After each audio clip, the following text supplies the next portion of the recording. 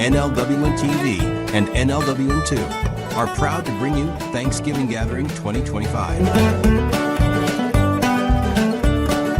Now let's join our host, Vincent, as he serves us our Thanksgiving Gathering 2025. Hello there, my name is Vincent, and if you hadn't guessed, I'm a turkey. I'm what you might call a survivor. My friends here and I made it through another Thanksgiving without becoming someone's main course. This is the 5th year in a row in which I have been chosen to host the Northern Light Webcasting Network's Thanksgiving Gathering.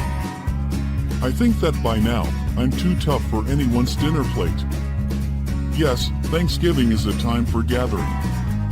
Whether it's gathering a bountiful harvest or gathering friends and family together to celebrate all that we have for which to be thankful. So, at the Northern Light Webcasting Network's channels NLWN-TV and NLWN-2, it was decided to gather some of the best Thanksgiving-themed old-time radio programs and share them with you. We'll visit with everyone's favorite English teacher in an episode of our Miss Brooks, then we'll share some time with George Burns and Gracie Allen in Burns and Allen. Then we'll wrap things up with a trip to the Jot 'em Down store and see how Thanksgiving goes with Lum and Abner. But first, we'll bring on our first course with the Great Gildersleeve. The Great Gildersleeve is notable in broadcast history as the first example of a character from a popular sitcom spins off on his own program. Actor Harold Peary joined the Fibber-McGee Company in 1938 and was so popular that writer Don Quinn created a regular character for him as Fibber's foil and next-door neighbor, Gildersleeve. Gildy got his own show which debuted on August 31st, 1941. This episode, entitled Thanksgiving with Mikey, stars Willard Waterman as Gildersleeve and aired November 21st, 1951. So, now, from November 21st, 1951, here is the Great Gildersleeve and Thanksgiving with Mikey. The Kraft Foods Company presents Willard Waterman as the Great Gildersleeve.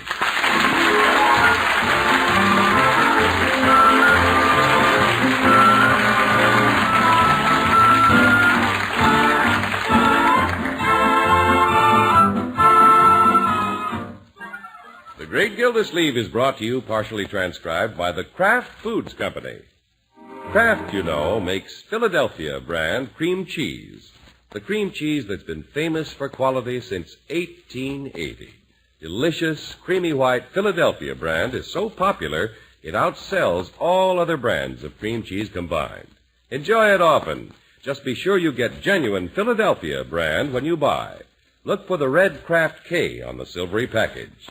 Remember, there's only one Philadelphia brand cream cheese, and it's made by Kraft and guaranteed fresh.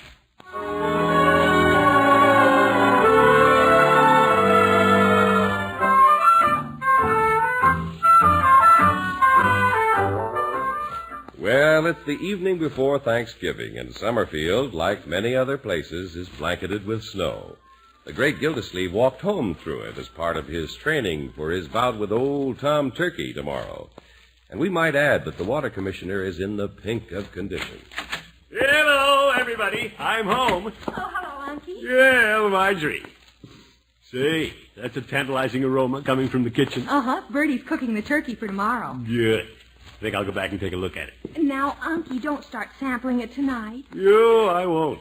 That turkey isn't going to get the best of me this time. In fact, I plan to eat light. Light meat.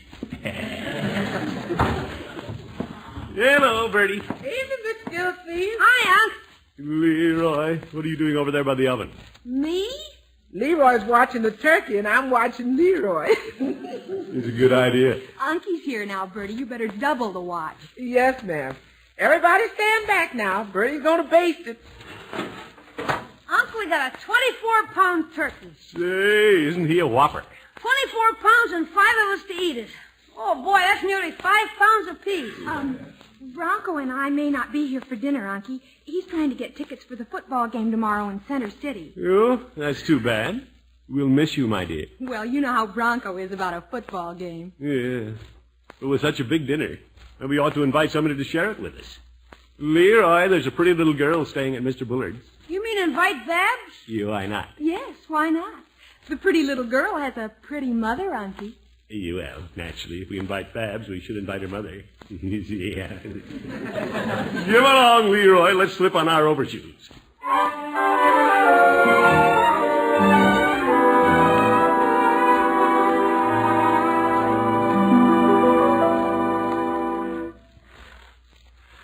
Gee, it's keen having snow on Thanksgiving, Unc. Yeah, makes things pretty cozy. Right, George, I'm glad I thought about asking Paula and Babs over. What if Mr. Bullard won't let them come? No, Leroy, Mr. Bullard doesn't boss everything. It's none of his business if his sister wants to spend Thanksgiving with friends. Since when has Mr. Bullard considered you a friend? My boy, it's Thanksgiving. It's the time when we should all be friends. Okay. While you ring your friend's doorbell, I'll cover you with a snowball from behind this tree. Careful, Leroy. You sure make a good target against that porch light, Unc. No, Leroy. Turn sideways and I'll knock the ashes off your cigar. Leroy, watch it. Oop, here it comes. Yopper. Bullard's window. Run for it, Unc! Leroy, you shouldn't run. What's going on out there? Guess I'd better run. What are you kids? Oh, it's you, Gildersleeve. A big fat kid. Hello, Mr. Bullard. Gildersleeve, did you break my window? No, but I'll gladly pay for it. Leroy was aiming at me and missed, but I'll pay for it. If he'll aim again at you and hit, I'll pay for it. Now, Mr. Bullard, I'm sorry it happened. It was an accident. Fortunately, it's just a pane out of the storm window. Gildersleeve, why did you come over in the first place? Well, I came over to see if I couldn't take your sister and little Babs off your hands for Thanksgiving. They're spending the holiday out of town. You are? I didn't know Paula was planning a trip. Should you have been consulted? Well, no, not necessarily. But she might have said goodbye. Now that you mention it, she did leave a message for you. You? What was it? She said goodbye. So, goodbye. You wait a minute. Mr. Bullard. If you don't mind, I'll talk to you through the peephole. It's cold out there. Well, about the broken window. You shouldn't pay for the pain. Gildersleeve, I've been paying for a pane ever since you moved across the street. Even on Thanksgiving, he's a hard man to like.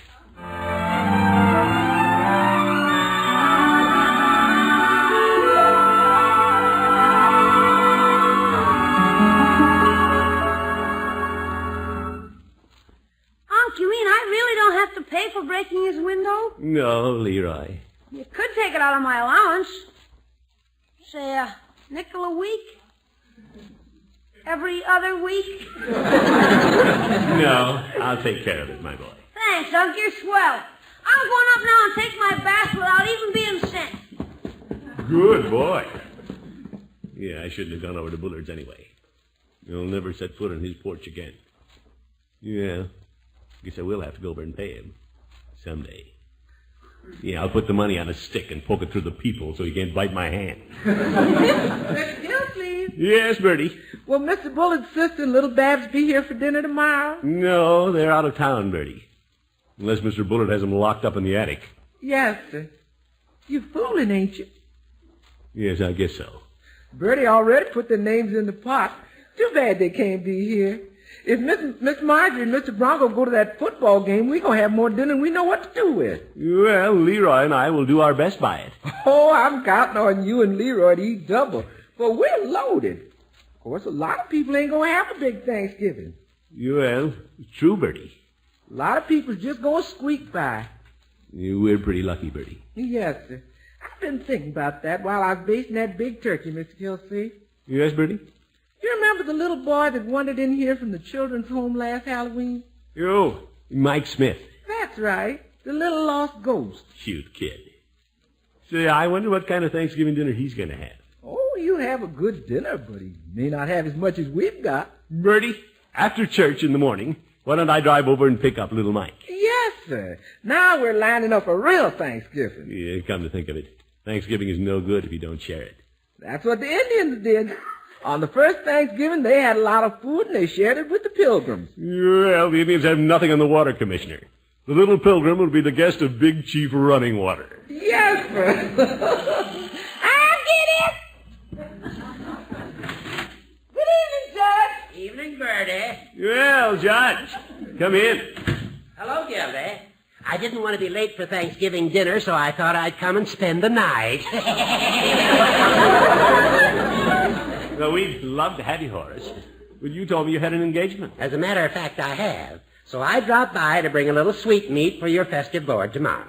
Oh? Here you are, Bertie. Thank you, Judge. What's in this jar? It's cranberry relish that I prepare myself. You make cranberry relish, Judge? Yes, indeed. I didn't know you so handy around the kitchen. Well, Bertie, I spend most of my idle hours on culinary experiments. I'm writing a cookbook.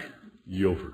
I think it's nice the judge is so handy in the kitchen. Thank you, Bertie. Yes, sir. The judge is a handy man. He spends his working hours with the law book and his idle hours with the cookbook. That's about it, Bertie. Yes, sir, Mr. Gildersleeve. That's why the judge can come up with cranberry relish. He spends his working hours with the law book and his idle hours with the cookbook. Yeah, I know, Bertie. Mr. Gildersleeve, you know why the judge can come up with cranberry relish? Yes, Bertie. That's right. He spends his working hours with the law book and his idle hours with the cookbook.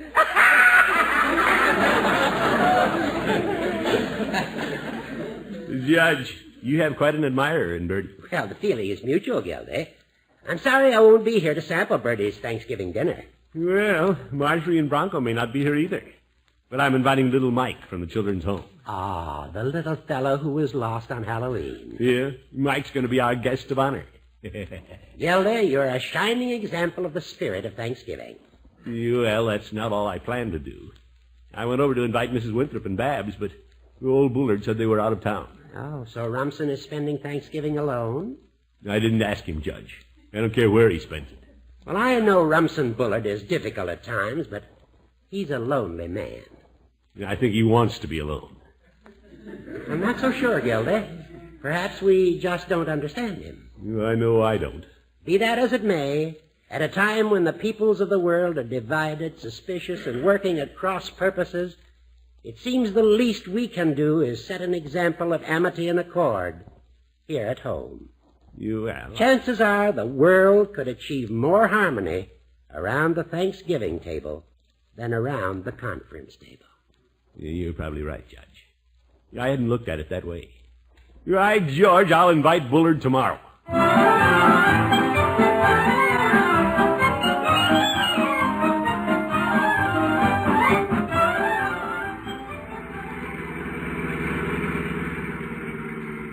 Well, it's nice of you to join us for dinner today, Mike. It's nice of you to invite me, Mr. Gildersleeve. You will have a lot of fun. Yeah, I didn't think to ask Mrs. Foster when I should bring you home. Just take me back when I'm good and full. Yeah, there's plenty to eat, all right. Bertie has a turkey almost as big as you are. I don't know if I can eat that much. Well, I'll help you. You ought to be a big help. I wonder how he meant that. A lot of us kids are going out for dinner today. You're good. Boy, I like Thanksgiving. How many times a year does it come? Well, only once, Mike. But Christmas will be here soon. Yeah, that's when Santa Claus comes. Yeah, I'll bet you get a lot of presents. Yeah, Bobby's even getting a mother and father for Christmas. You? Who's Bobby? He's my friend. Yeah, I see. Well, here we are.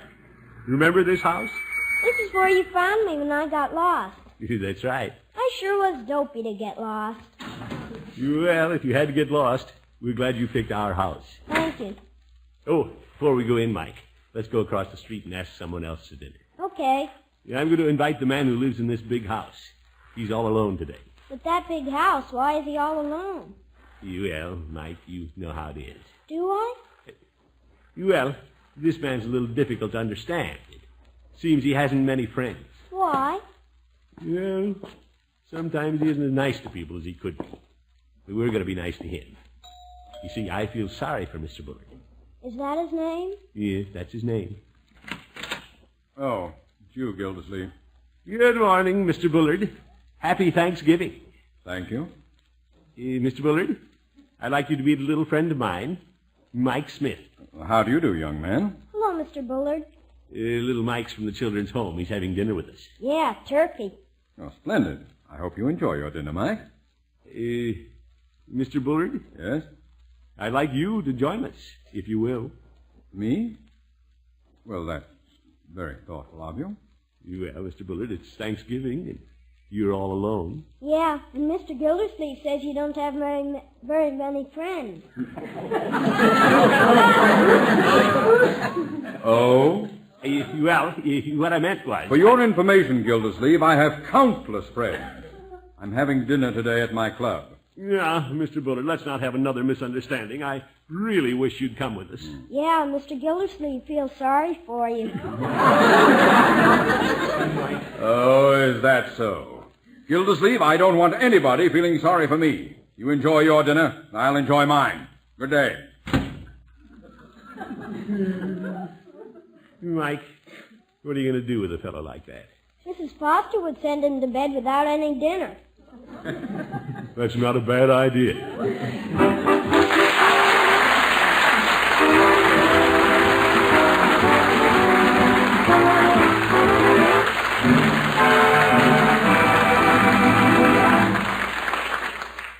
The Great Gildersleeve will be back in just a minute.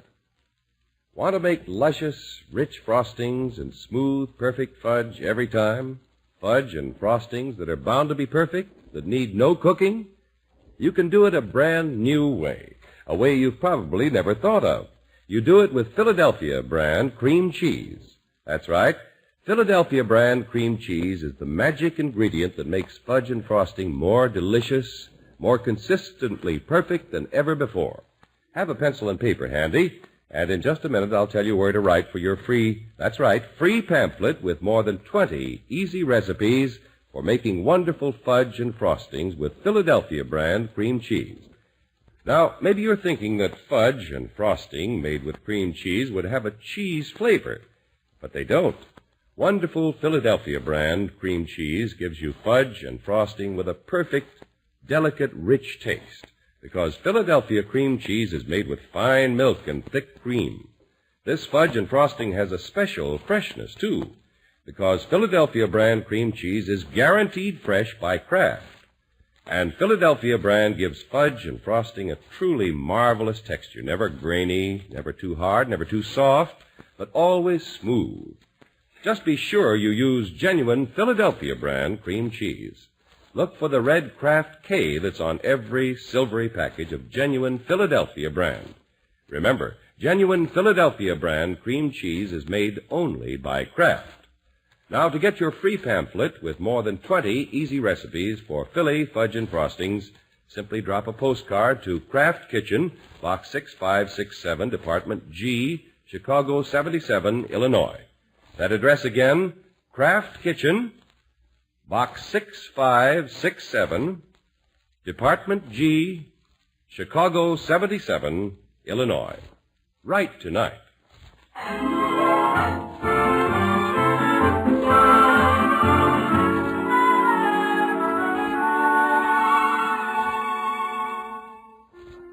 Well, the Great Gildersleeve has caught the Thanksgiving spirit. He invited little Mike from the children's home. He even invited Big Bad Bullard to share his turkey, but Bullard insisted on not coming. Now it looks like there will be several empty places at the table. Uncle Morris. Yes, Marjorie? I'm leaving now. Bronco got tickets for the football game. Oh? Uh-huh. He's down getting gas, and I'm going to meet him out front. We're a little late. Well, sorry you can't be with us for dinner. But before you go, I want you to meet little Mike. Mike! Yo, Mike! He's in here with me, testing the turkey, Mr. Gildersleeve. You don't spoil his dinner, Bertie. No, sir. You better send him in. I want Marjorie to see him. Who did you want to see me, Mr. Gildersleeve? Mike, this is my niece, Marjorie. Hello, Mike. Hello. What's a niece? Well, in this case, she's somebody I'm uncle to. Are you here for dinner, too? Well, I live here, but I can't be here for dinner. You'll excuse me, won't you? Well, I don't know. She and her husband are going to a football game, Mike. Would you rather see a football game than eat turkey? No, but our college is playing. Isn't anybody going to eat Thanksgiving dinner with us? Well, Leroy will be here. He's over on the hill with his sled. What about Mr. Bullard, Unky? He expressed regrets. Bullard style. He's all alone. We feel sorry for him. You feel sorry for him. Okay. Oh, that's Bronco. Well, Mike, I'm awfully glad you came. Goodbye. Goodbye, Mrs. Marjorie. Mike, it's just plain Marjorie. But you've got a husband. That makes you Mrs. Well, I'll still be Marjorie to you. Goodbye, Unky. Ta-ta, my dear. What'll we do now, Mr. Gildersleeve? Well, it's quite a while until dinner, and I'm out of cigars. Why don't we drop by Mr. Peavy's and then join Leroy for a sled ride? Okay. Shall we go back and help Bertie taste the turkey before we go? Well, I guess we could take a little sliver where it won't show.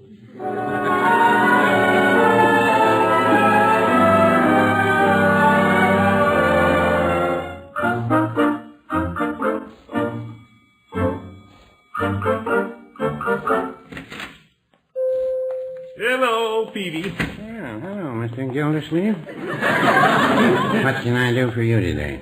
I need some cigars, Peavy.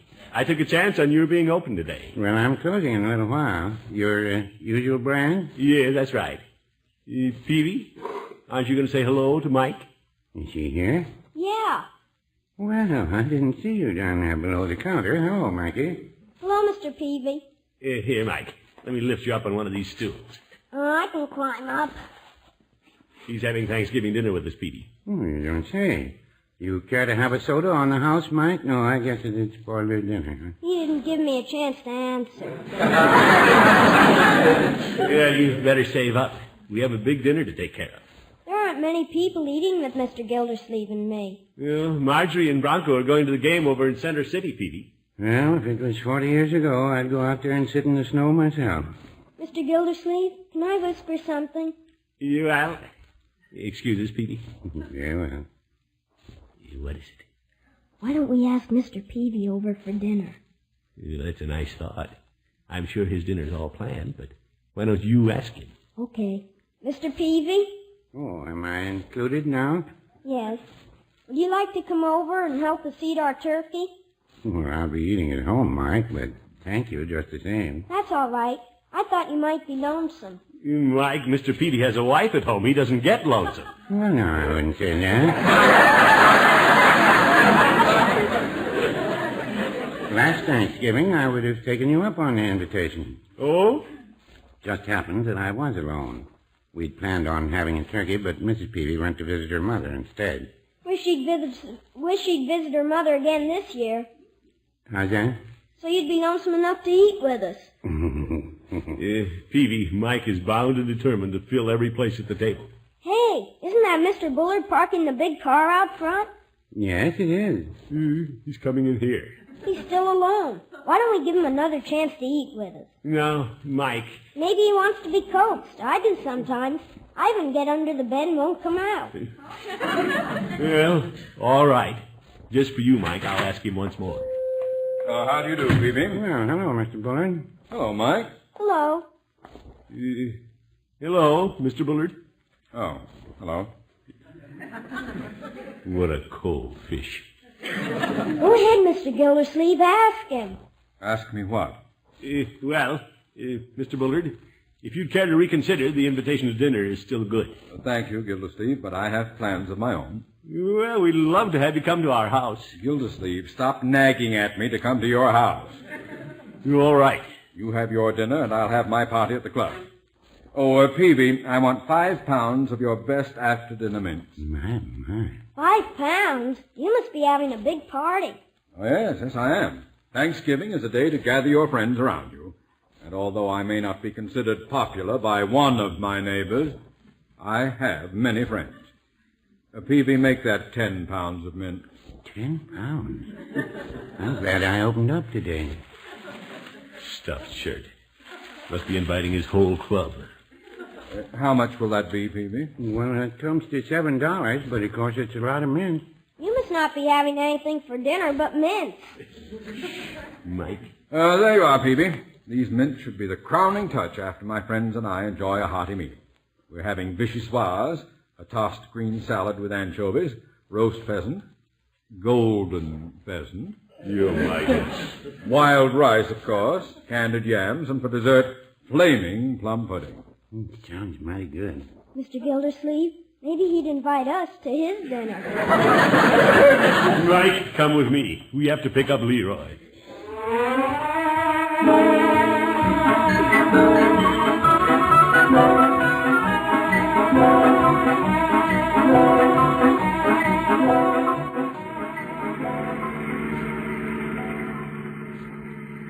thanks for picking me up, Unc. Well, it'll soon be time for turkey. Boy, did I work up an appetite sliding on the hill. I'm hungry, too. Me too.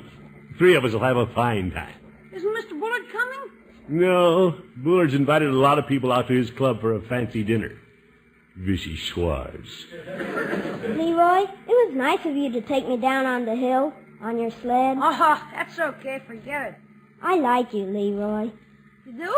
Why? I don't know. I guess it's like Mrs. Foster says. She says little boys always want to be like big boys. Well, I am getting pretty big, I guess.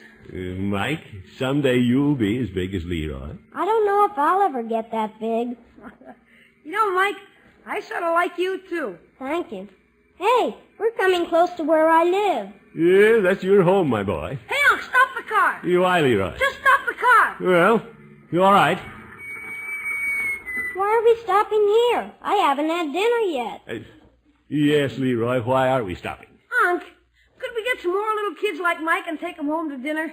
Leroy, that's a wonderful idea. Oh, boy. Leroy, can I go in and see who's there? Sure. Can't he, Unc? You bet. Run on in, Mike, and round up a carful. We'll wait.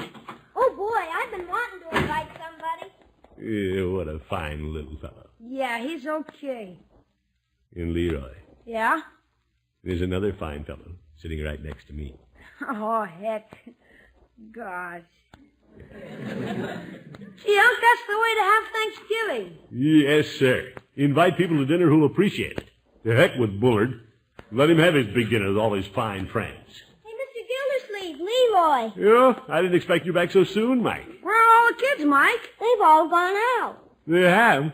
But do you know who's sitting in there with no place to go? Who? Mr. Bullard. Mr. Bullard. Come on out, Mr. Bullard. They know you're in there. Well, what do you know? Imagine that. Hello, Mr. Bullard. Oh, hello, Gildersleeve. Leroy. Hi. Mr. Bullard, you're the last man I expected to see here. Oh, well, I thought I'd come over and take some of the children to dinner. You're not the only one who can entertain friends. And, well, good day. I think I'll take my mints and go home. You, wait a minute. Mr. Bullard. Yes? I thought you were going to have a big party at your club. Well, I intended to, Gildersleeve, but a lot of pushy people like you have taken all the children. Well, we didn't get our share. There's room for one more. You mean... Yeah, how many times do we have to ask you? Well... Come on, Mr. Bullard. I'll get in the back seat with you. All right. Thank you, Leroy. Thank you. Right, George Bullard, this is a fine idea. I'm so glad you're going to be with us. Thank you, Gildersleeve. Don't cry, Mr. Bullard. You have more friends than you thought you had. Yes, sir. There's something about Thanksgiving.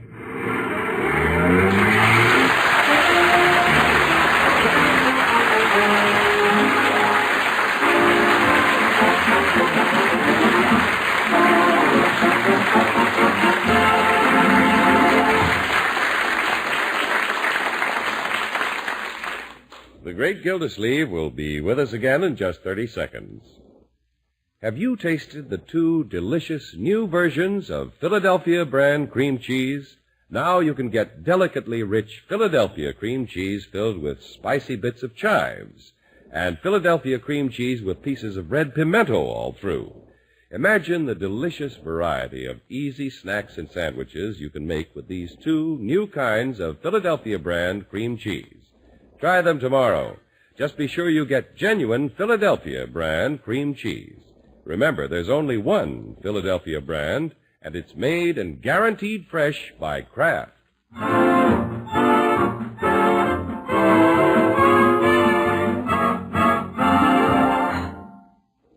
This is Gildersleeve again. Thanksgiving is a holiday we Americans cherish. It's a part of our national tradition. And more than that, it shows how our way of life in this country has always been linked so closely with religion. These days, I think we all realize how important it is that we strengthen our faith for ourselves and our children. Take someone to church this week. You'll both be richer for it. Good night.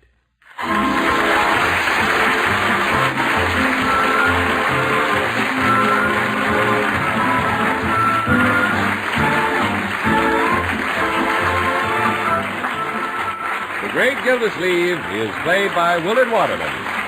The show is written by John Elliott and Andy White and is partially transcribed. Included in the cast are Walter Tetley, Mary Lee Robb, Lillian Randolph, Gail Gordon, Tommy Rettig, Earl Ross, and Dick LeGrand. This is John Heaston saying goodnight for the Kraft Foods Company, makers of those famous Kraft quality food products. Be sure to listen in next Wednesday and every Wednesday for the further adventures of the Great Gildersleeve.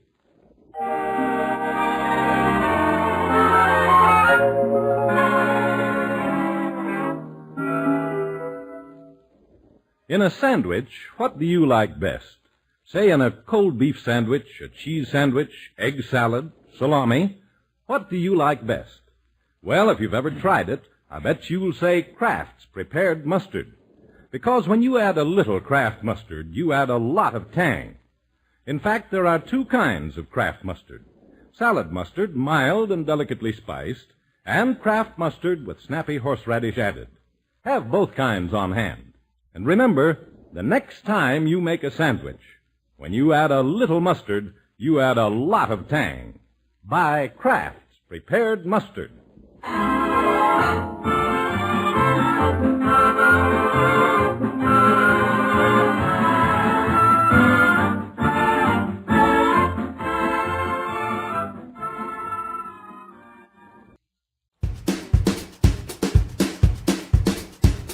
Well, as Gildersleeve said, there's something about Thanksgiving. It sure looks like they all found something to be thankful for in what Thanksgiving is all about. Coming up next, we'll get a lesson from our favorite English teacher, our Miss Brooks, right after this message from the Northern Light Webcasting Network.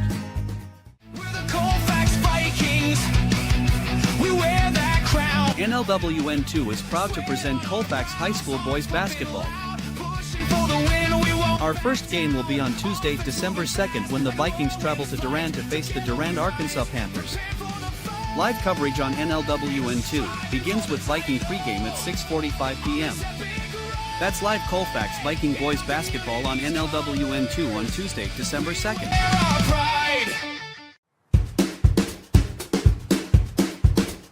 Welcome back to our Thanksgiving gathering for 2025 on NLWN-TV and NLWN-2. Our second serving of old-time radio today comes from our Miss Brooks and an episode entitled Turkey Weekend. Our Miss Brooks is an American sitcom starring Eve Arden as a sardonic high school English teacher. It began as a radio show broadcast on CBS from 1948 to 1957. When the show was adapted to television in 1952, it became one of the medium's earliest hits. In 1956, the sitcom was adapted for the big screen in the film of the same name. This episode was originally aired on November 27, 1949 and was sponsored by Colgate Toothpaste and Luster Cream Shampoo. Miss Brooks and Mrs. Davis have only a small swab for Thanksgiving dinner, and all their friends plan to share it. This script was reused on the program of November 27, 1955. So now, from November 27, 1949, here's our Miss Brooks and Thanksgiving weekend. Colgate Dental Cream to clean your breath while you clean your teeth and help stop tooth decay, and Luster Cream Shampoo for soft, glamorous, caressable hair bring you Our Miss Brooks, starring Eve Arden.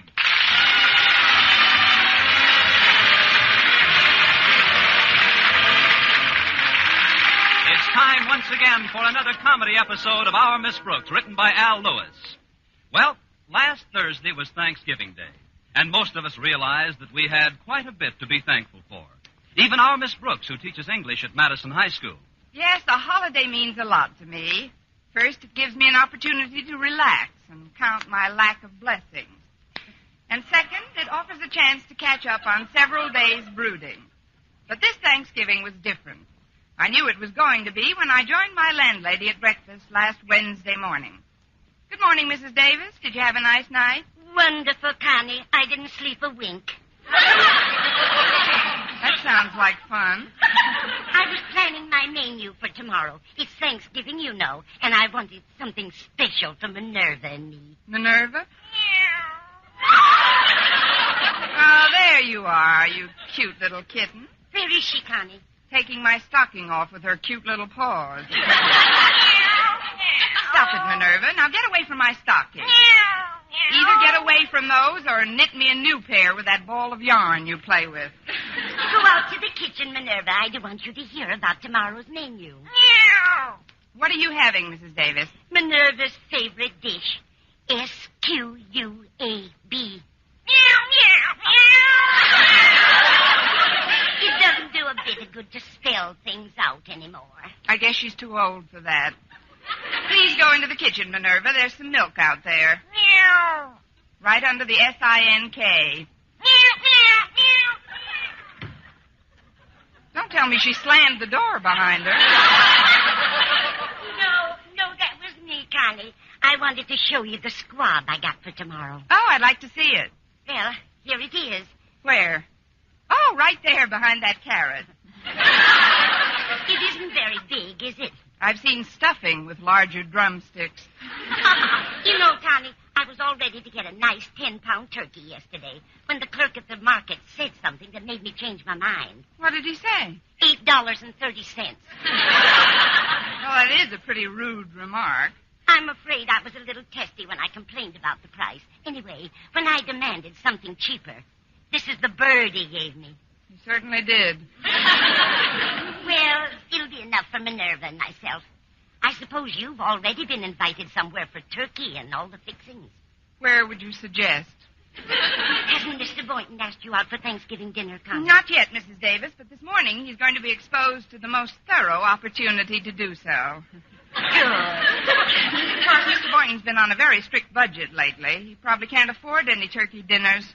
Then you bring him back here with you, Connie. Oh, that's very sweet of you, Mrs. Davis, but that squab... We'll make it do. Remember the old saying, there's always room for just one more. In this case, you must mean one more squab. Well, thanks anyway, Mrs. Davis. After all, we've still got our health, which is more than I can say for that squab. Of course, I'd rather see you eat a nice turkey dinner tomorrow. Maybe you could wangle yourself an invitation from one of your friends. Oh, please, Mrs. Davis. Oh, that must be Walter Denton. He's giving me a lift to school. Be right there, Walter. Why don't you find out what his folks are planning for tomorrow? Maybe you could get yourself invited there. I'm surprised at you, Mrs. Davis. Why, I'd never forced myself on anyone in my life. Connie, take another look at that squab. Like I say, Walter's mother may not know it yet, but there's always room for just one more.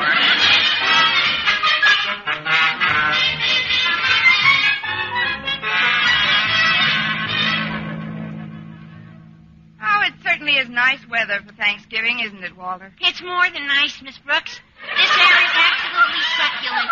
It's downright savory and delicious. One more crack like that, and I'll be gnawing on the steering wheel.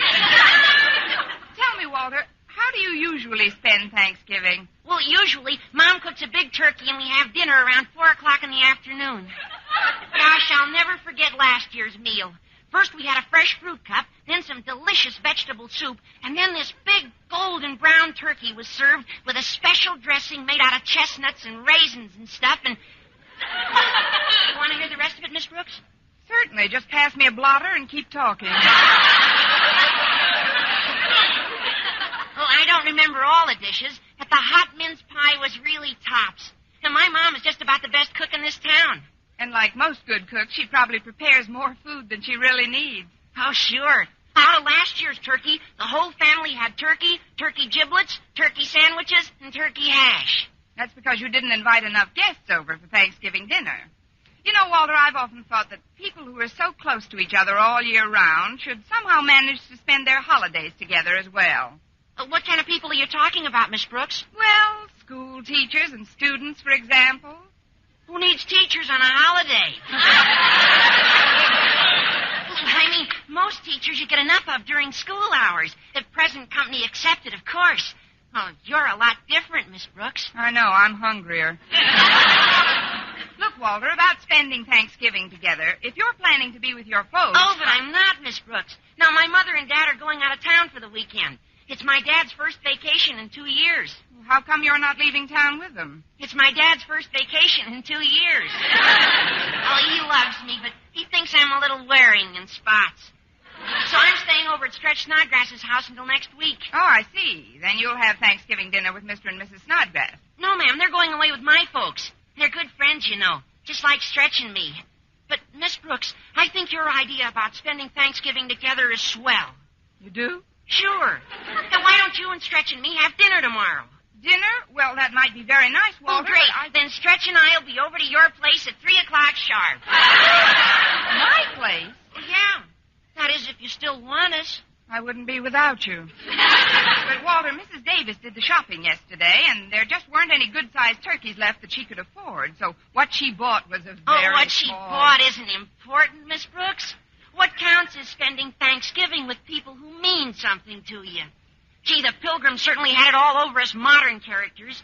When a pilgrim wanted to celebrate the holiday, he just picked up his musket and shot himself a turkey. At the current prices, Walter, the only way I'll have a turkey tomorrow is if I pick up a musket and shoot myself a butcher.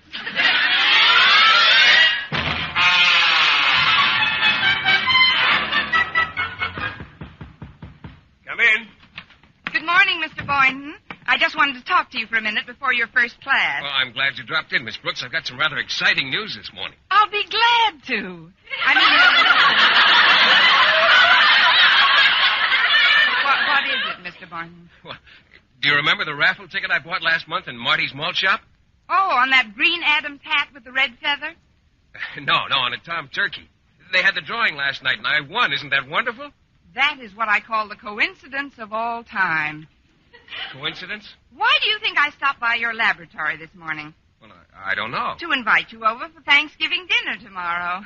Well, that is nice of you, Miss Brooks. I'll be happy to come over. About what time will you be expecting me? I'll be expecting you and Tom about noon. Tom?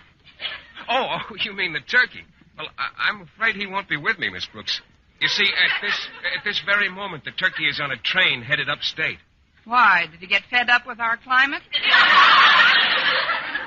I sent him up to my folks' place. Unfortunately, I couldn't afford to visit my parents this year, but, well, now they'll have something to remind them of me anyhow. Must be a very tall turkey. What did he weigh, Mr. Boynton? Oh, about 18 pounds. Of course, what I'd do with an 18-pound turkey, I'll never know. Until tomorrow. Well, I'd better be running along now. On second thought, you needn't get to the house until 3 or 3:30.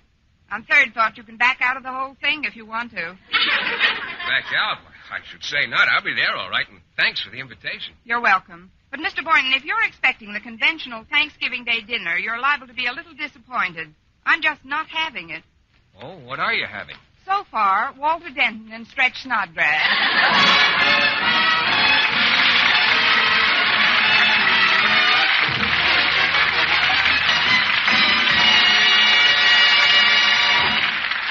Our Miss Brooks, starring Eve Arden, will continue in just a moment. But first, here is Vern Smith. Now, proof that brushing teeth right after eating with Colgate Dental Cream helps stop tooth decay before it starts. Continuous research, hundreds of case histories, makes this the most conclusive proof in all dentifrice research on tooth decay. Eminent dental authorities supervised hundreds of college men and women for over 2 years. One group always brushed their teeth with Colgates right after eating. The other followed their usual dental care. The group using Colgate Dental Cream as directed, using Colgates exclusively, showed a startling reduction in average number of cavities, far less tooth decay. The other group developed new cavities at a much higher rate. No other dentifrice offers proof of these results. Modern research shows decay is caused by mouth acids, which are at their worst right after eating. Brushing teeth with Colgates as directed helps remove acids before they harm enamel.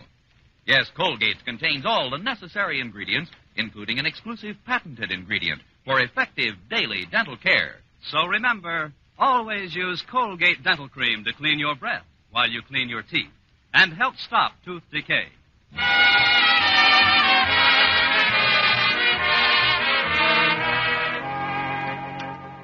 Well, Thanksgiving Day arrived right on schedule, mostly because I couldn't do anything to stop it.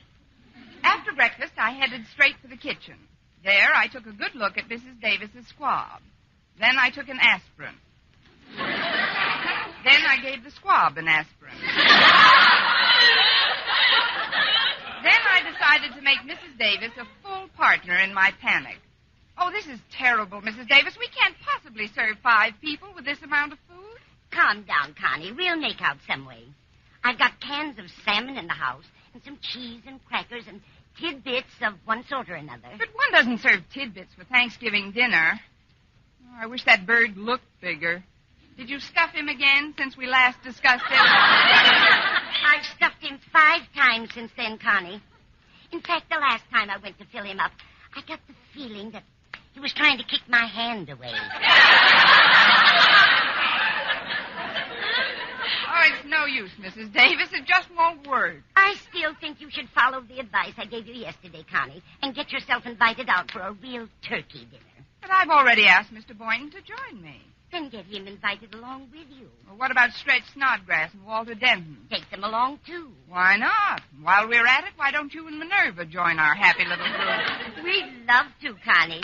Where are we going? I don't know where you're going, but I'm going to take another aspirin. I'm sure the Conklins would like to have you over.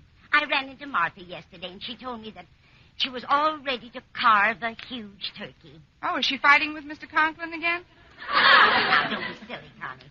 Martha even remarked yesterday that she was hoping Mr. Conklin would ask some of the teachers in to share their dinner. I can just picture that. If Mr. Conklin saw any teachers at his dinner table, he wouldn't know what to bite first. That doesn't apply to Mr. Boynton, though. Osgood is quite fond of him. And he's also extremely taken with Stretch Snodgrass. Thinks he's the best athlete Madison's ever had. Well, what about his attitude toward me? Call anyway. Remember, Connie, pride goes before a fall. You've got to make a hit with Mr. Boynton. Here, I'll dial the number for you. Oh, but Mrs. Davis, Mr. Conklin can't stand the sight of Walter Denton. Nonsense, I know he dear. doesn't... His daughter Harriet is crazy about the boy. Hello? One moment, please. Miss Brooks is calling. Here, Connie. Oh, hello? Oh, hello, Miss Brooks. This is Harriet. Gee, I'm glad you called. You're having Walter Denton over for dinner, aren't you? That's the original plan, Harriet, I but wish we could all have dinner together, Miss Brooks. I was just talking to Mother about it this minute. You were? Well, now, that's funny. I wanted to talk to Mother about the same thing. Wonderful, Miss Brooks. Wait a minute, I'll put her on. Thanks, Harriet. Harriet and her mother were just talking about getting together for dinner, Mrs. Davis. Hello, Miss Brooks. Hello, Mrs. Conklin. Forgive me if I talk rather quietly, but Mr. Conklin's taking a nap in the living room. He needs the rest, you know. He's been rather irritable lately. I know, for the last 5 years. We've known each other for 5 years now, and, well, the reason I called... Harriet told me, Miss Brooks. I just know you feel exactly as we do. That people should share their Thanksgiving joy with their friends. That's right, Mrs. Conklin. You understand, though, that it isn't just me. I've already invited Walter, Stretch, and Mr. Boynton. The more the merrier, I always say. Well, I'm glad you always say that, Mrs. Conklin, because my little party lacks just one thing, which you and only you can provide. What a beautiful way to put it. I can only say, Miss Brooks, that we'll be proud and happy to share Thanksgiving dinner with you and your friends. Well, thank you, Mrs. Conklin. Thank you, my dear. Harriet and Mr. Conklin and I will be at your place at 2 o'clock sharp.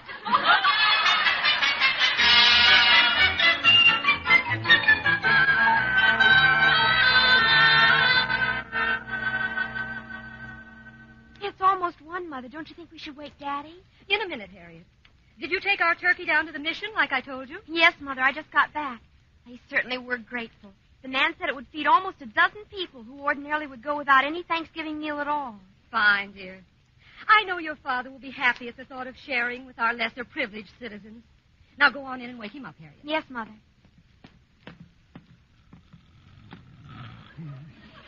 Daddy. Have some more white meat, please. It's time to get up, Daddy. What? What's the matter? Oh, it's you, child. What time is it? 1 o'clock. How do you feel after your nap? Fine, Harriet, just fine. Except for one thing. What's that? I could eat my weight in wildcats. Martha! Oh, Martha! Yes, dear? What is it? Let's not wait till 2 o'clock for dinner. I'd like to eat right now. Oh, but Osgood, I saw that turkey in the oven when it was finished this morning, Martha, and I just can't get it out of my mind. Oh, it sure smells good, too. You must have a pretty long smeller, dear. We gave our turkey to the folks who run the mission. We're going out for dinner. Oh, but I don't want to go out. I want to eat in my robe and slippers and... You gave our turkey to whom?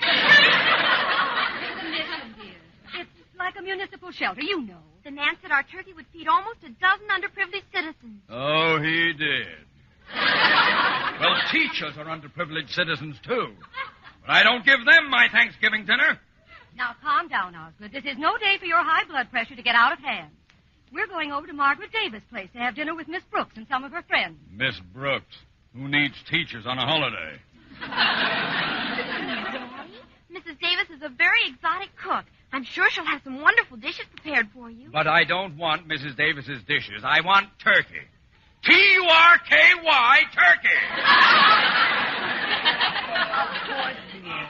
Now, everyone buys too much for Thanksgiving dinner. Otherwise, we'd have brought our turkey over to Miss Brooks. But as it is, think of the joy you're sharing with the people at the mission, Osgood. Joy my foot. The food at Miss Brooks' place had better be good today. Good. It had better be great.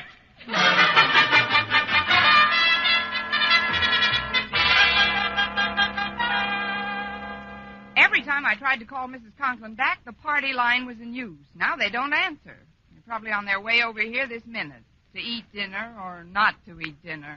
Please, Connie, you're beginning to sound like Hamlet. Don't worry so about the Conklins. They'll probably bring their turkey over with them, and we'll have plenty. Do you really think so, Mrs. Davis? We'll soon know, Connie. Will you answer the door, please? I'm trying to find some more cans of salmon, just in case. All right, Mrs. Davis. Happy Thanksgiving, Miss Brooks. A very happy Thanksgiving, Miss Brooks. Hello. The same to you. But is this all the party? Well, what do you mean, Miss Brooks? I mean, just you three? Nothing waiting out in the car or anything? Well, we were going to bring our turkey along, but we know what a well-stocked larder you folks must have, so we donated it to the mission. The mission? One of my favorite charities. There's no joy like sharing. May we come in now and start sharing yours? Of course, Mr. Conklin.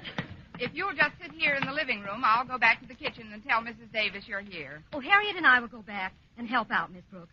You've done enough for one day. Why, I'll bet you worked like a beaver this morning. Gnawed through 6 fingernails. Oh, I didn't do too much, no. Come on, Mother. I'll fix the salad dressing that new way you showed me. All right, dear. And I'll tell Mrs. Davis about the new things we've been doing with parsley. Never mind the side dishes. Let's just get that turkey to the table pronto. Huh? You chat with Miss Brooks, dear. We'll just be a little while. We'll make it snappy. I could eat my weight in wildcats, Miss Brooks. If they come in cans, you may get the chance. I mean, we'll be sitting down as soon as the others arrive, Mr. Conklin. Oh, yes, I forgot. You're having some of your friends in. I hope that lame-brained dunce, Walter Denton, isn't expected. Want some popcorn, Mr. Conklin? Or potato chips? No, thanks. Who's coming to this dinner, Miss Brooks? Well, Mr. Boynton, for one. Oh, nice chap, Boynton. Far less irritating than many of his contemporaries. What's the trouble, Mr. Conklin? I'm not a well man. I've had some very strange symptoms lately. What kind of symptoms? Well, every so often I get sudden, blinding flashes of appetite. Oh, well, that's because you're under such a strain, Mr. Conklin. You see, under great emotional tension, many people experience sudden and uncontrollable appetites. It's psychosomatic to some extent. Really?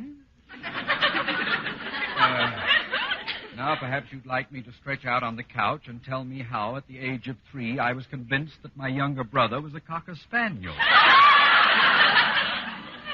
Yours, too? I was only trying to help, Mr. Conklin. I had an aunt who suffered just like you do. I remember one time my uncle caught his nose in the piano bench. And he ran right down to the corner and bought herself a pickle. A pickle? It satisfied her nervous craving. When she stayed with us, we always had to keep a big supply of food on hand. Big juicy steaks, chops, chicken, ducks, cold cuts, potato salad. Please, Miss Brooks. I want my dinner. But, Mr. Conklin, the others aren't... It's open. Come on in. Hello, Miss Brooks. Oh, Mr. Conklin, say, this is a surprise. Hello, Boynton. Can we sit down now, Miss Brooks? Not quite yet. Pull up a chair, Mr. Boynton. Thanks. Well, how does the turkey look? Did you get a nice-sized bird? Well, to be honest, Mr. Boynton, our turkey may not be such a big bird, but I'm sure the party is going to be a very big turkey. Oh, I almost forgot. There are some salted peanuts in this dish, Mr. Conklin. One would almost think you were trying to destroy my appetite. But nothing can do that, Miss Brooks. Absolutely nothing. Well, the door was open, so I just breezed on in. Hi, Miss Brooks. Here comes nothing now. Huh? Oh, hi, Mr. Boynton and Mr. Conklin. Hello, gentlemen. Oh, Miss Brooks, I've got some bad news for you. You'll have to get in line, Walter. What is it? Well, Stretch's aunt and uncle insisted that he have dinner with them today, so he can't possibly be here in time to eat with us. Isn't that awful? I'm absolutely devastated. Me too. Gosh, Miss Brooks, what'll we do with all the extra food that's left over? We'll eat it. At last! Come on! May I escort you to the dining room, Miss Brooks? It won't be necessary, Mr. Boynton. I'll just follow Leo the lion.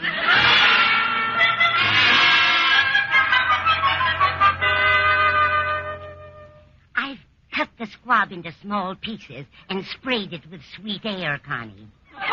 Nobody will know it isn't turkey. Now then, keep the lid on this big tray except when you're serving, and they won't know how little we've got. All right, Mrs. Davis. I might as well trot it in. Well, here we are. What'll you have, Mrs. Conklin? Oh, serve Mr. Conklin first, will you, dear? He's quite hungry. Certainly. Mr. Conklin, what'll it be? I'll have a drumstick. A drumstick. Yes, sir. Here you are.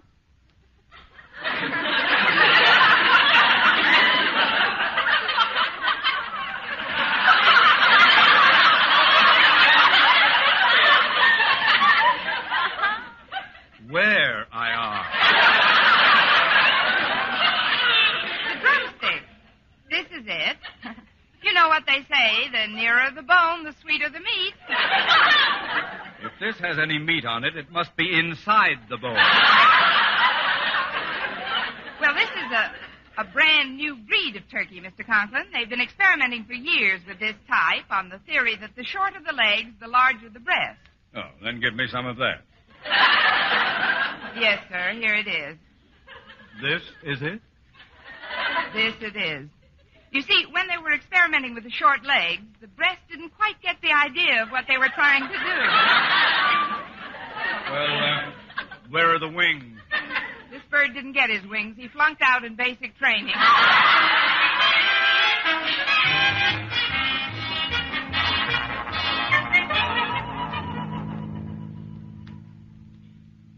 I thought we'd never get out of that place. Fine dinner that was. Take it easy, Osgood. We'll stop off on our way home and get a bite somewhere. I thought the salmon was quite tasty. But, Mother, why do you suppose Miss Brooks took Mr. Boynton aside and then excused herself in the middle of the meal and left? Why, it was obvious, dear. Miss Brooks wanted us to have enough to eat. And to think we sent a beautiful 16-pound turkey to the mission. Everything happens for the best, dear. See, that's the mission right ahead of us. What a big line of people waiting to be fed. Doesn't it do your heart good to know that we Mother, can... look. That man with the 2 plates full of turkey. Yeah, full of my turkey. Why, it's Mr. Boynton. So it is. And who's that right behind him with the blue cap and hitting the big bass drum? Hallelujah, hallelujah.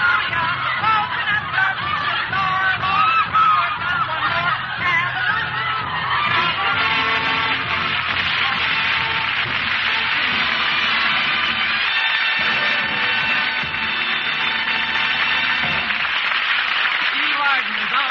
Returns in just a moment, but first... Dream girl, beautiful luster cream girl. Tonight? Yes, tonight. Show him how much lovelier your hair can look after a Luster Cream shampoo. Luster Cream, world's finest shampoo. No other shampoo in the world gives Kay Duma's magic blend of secret ingredients plus gentle lanolin. Not a soap, not a liquid. Luster Cream shampoo leaves hair 3 ways lovelier. Fragrantly clean, free of loose dandruff, glistening with sheen, soft, manageable. Even in hardest water, Luster Cream lathers instantly. No special rinse needed after a Luster Cream shampoo. So gentle, Luster Cream is wonderful even for children's hair. Tonight, yes, tonight, try Luster Cream Shampoo. Dream girl, beautiful luster cream girl, you owe your crowning glory to a luster cream shampoo. And now, once again, here is our Miss Brooks. Well, after Mr. Boynton and I had helped to feed over 50 underprivileged citizens, including Mr. Boynton and me, we found out that we had enough money between us to take in a movie. But on our way to the Strand, Mr. Boynton suddenly stopped. Miss Brooks, helping out at the mission made me realize how lonely the most festive occasion can be if you're not sharing it with someone. You're so right, Mr. Boynton. I guess you and I are pretty fortunate. Oh, we certainly are. But I just remembered that there's another member of Madison's faculty who's all alone tonight and needs cheering up pretty badly. Let's do something about it, shall we, Miss Brooks? Oh, that's a wonderful idea, Mr. Boynton. I'm all for it. I suppose you're referring to our French colleague, Monsieur Leblanche. Oh, no, Miss Brooks. I was thinking of Miss Enright. Let's go pick her up right now. Who needs teachers on a holiday? Next week, tune into another Our Miss Brooks show brought to you by Luster Cream Shampoo for soft, glamorous, caressable hair and Colgate Dental Cream to clean your breath while you clean your teeth and help stop tooth decay. Our Miss Brooks, starring Eve Arden, is produced by Larry Burns, directed by Al Lewis, with music by Wilbur Hatch. Mr. Boynton is played by Jeff Chandler, Mr. Conklin by Gail Gordon.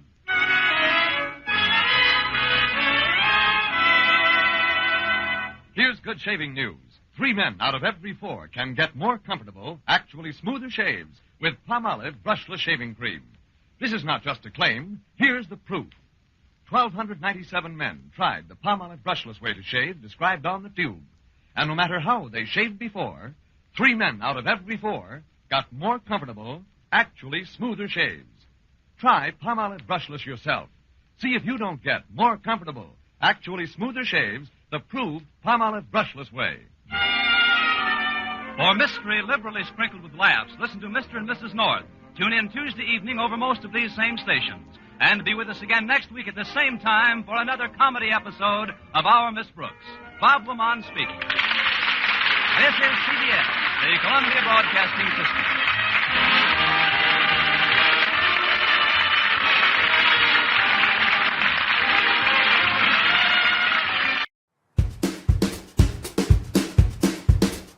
So, Connie and Mr. Boynton decided that the squab just wouldn't go far enough to feed everyone, so they went to the mission to feed the hungry for Thanksgiving.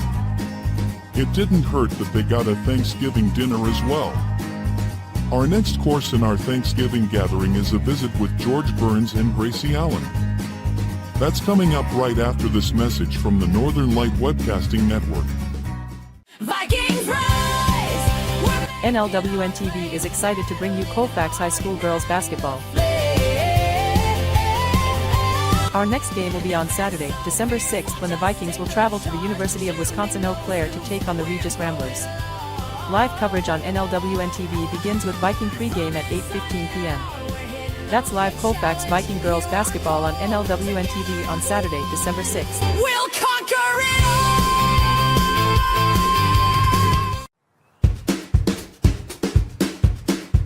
Welcome back to our Thanksgiving gathering. The next course comes from 1936 and the Burns and Allen Show. Burns and Allen were an American comedy duo consisting of George Burns and his wife Gracie Allen. They worked together as a successful comedy team that entertained vaudeville, film, radio, and television audiences for over 40 years. Burns played the straight man and Allen played a silly, addle-headed woman whose convoluted logic Burns was often ill-equipped to challenge. Their 30-minute radio show debuted in September 1934 as The Adventures of Gracie, whose title changed to The Burns and Allen Show in 1936. The series ran, moving back and forth between NBC and CBS until May 1950. In this episode, Landing of the Indians at Plymouth Rock, we find a playful and slightly exaggerated reenactment of early American history with Gracie just running circles around the facts. It was funny, sure, but it also made you think and maybe even a little curious. So now, from November 25th, 1936, here are Burns and Allen in Landing of the Indians at Plymouth Rock.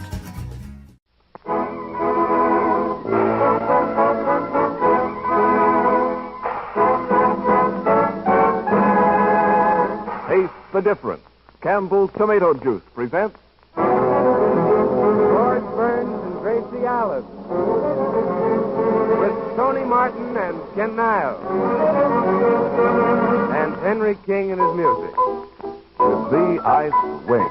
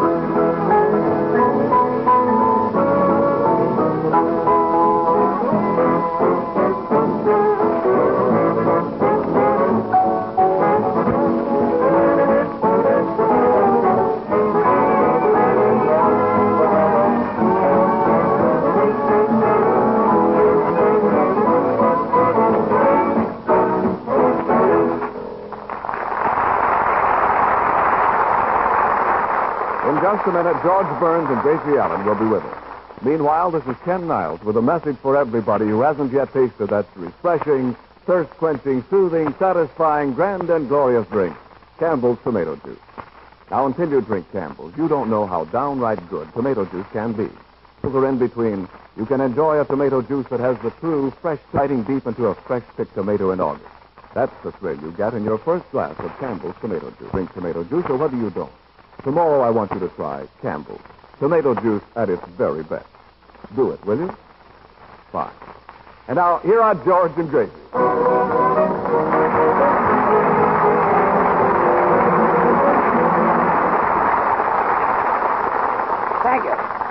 Thank you very much. Hello, boys. Hello. Well, Gracie, say hello to everybody. Hello. Oh, am I excited? I'm getting married. Woo! Married? Is that so? Yeah. He called me up on the telephone and he said to me, he said, he said, honey, will you marry me? Yes. And I said, will I marry you? I've been waiting for this for years. I should say I will marry you. Isn't that wonderful? I've never been so excited. Gracie, who is he? I say, who is he? Yeah, I don't know. You don't know? No, he hung up. He hung up? Yeah, well, maybe he wanted to be the first one to tell us about the good news, huh? Wouldn't be a bit surprised. Whimsical, jealous, huh, Jimsy? Gracie, I was just saying to that Jimmy Newell isn't with us anymore. What? Yes, he's making a picture and was called away on location, so we had to leave this program. Jimmy Newell isn't on this program anymore. No. Why, that's like taking the cream out of your coffee. I know. It's like taking the spark plug out of your automobile. Yeah, but... Well, that's like taking my uncle out of jail. Yes. That's like... Quiet. I'd like to introduce our new singer. Why, that's Quiet. Ladies and gentlemen, it gives me great pleasure to introduce a young fellow that everybody is talking about. He's been a big success in his first few pictures with 20th Century Fox. And I'm young, he's handsome. Just a minute. And he has a grand voice. I want you to meet Tony Martin.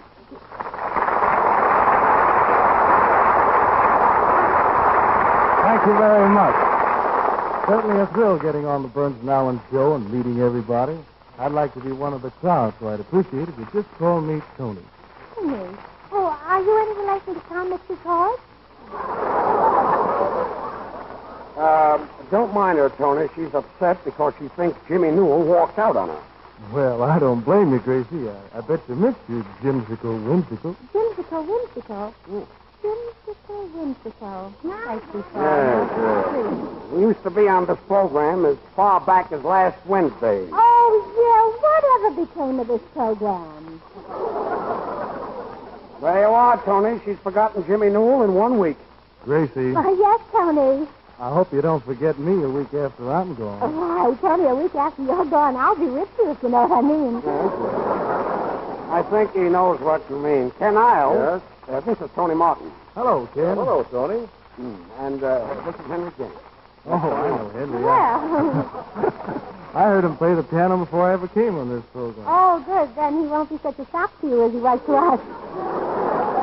Yes, it's one happy little family. Hello, Tony. I saw you in your last picture, and you were swell. You mean Pigskin Parade? Pigskin Parade? Well, I didn't know Pigskin Parade.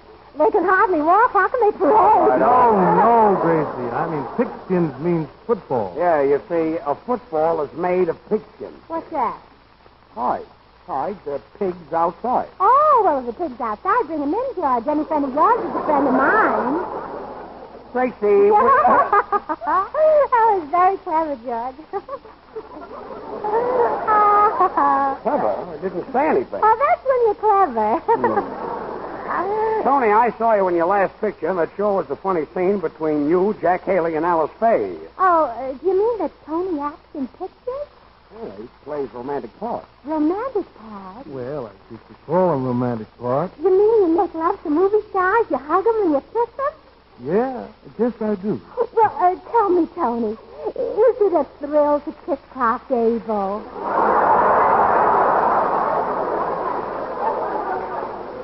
Tracy, Tony Martin is a man. Well, so is Clark Gable. Did you ever hear of two men kissing? My daddy and my uncle. Your daddy and your uncle kissed? They kissed my mother and aunt. Tony Martin never kissed Clark Gable. Did you ever kiss Greta Garbo? Kiss her? I can't even get her autograph. I can't either. I've tried myself. Say, George, why is it? You're in pictures, Tony Martin's in pictures, Clark Gable's in pictures. Nothing happens to me. Well, maybe you're not the type. Tripe. Yeah. I mean tripe. That's better, yes. Tripe, yes. That clears that up.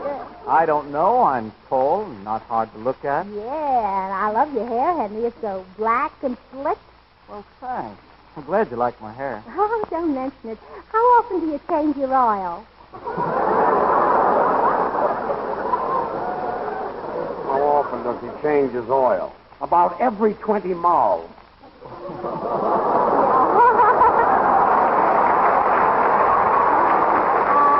Oh, please, George.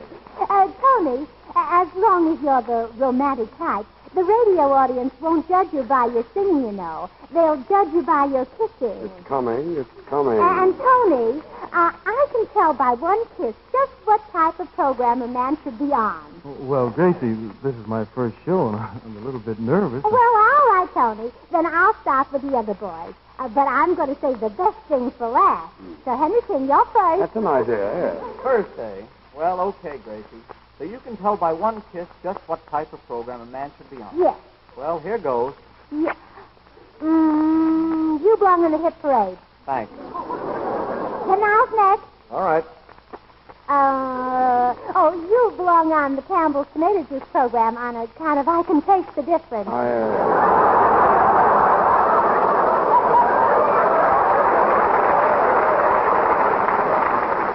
And now, George Porgy. Okie dokie. You belong on Major Bo's amateur program.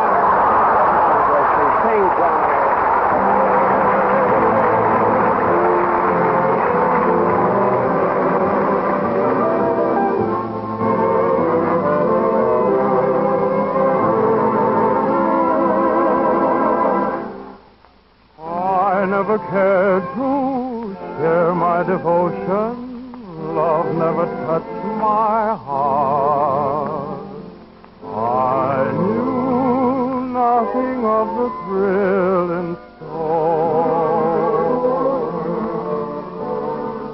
I never dared to show my emotion. Now I'm about to start. Honey, I have never felt this way before.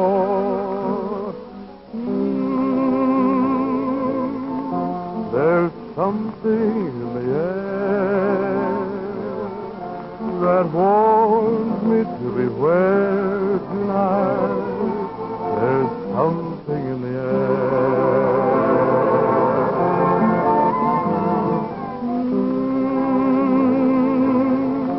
There's music in the breeze. I never saw the stars so bright. There's something in the air. Though I find there's danger in your eyes, the thrill is new. I've been blind, but now I realize what love can do.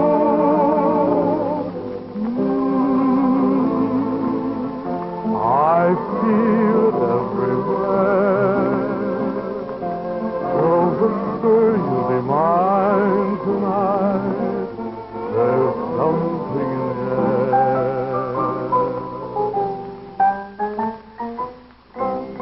Yes, Henry King in the air. Come on, play some of those right ones, Henry.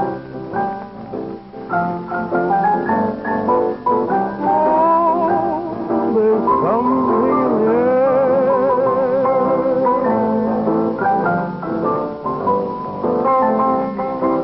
Have a little light swing there, Henry. Just a little bit.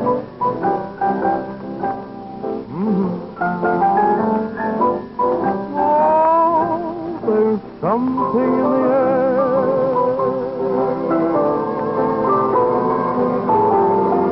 Oh, I find there's danger in your eyes. The thrill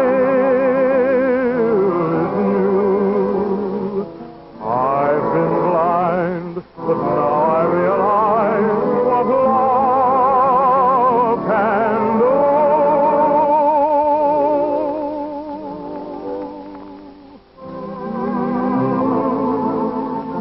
I feel it everywhere. So whisper, be mine tonight. There's something in the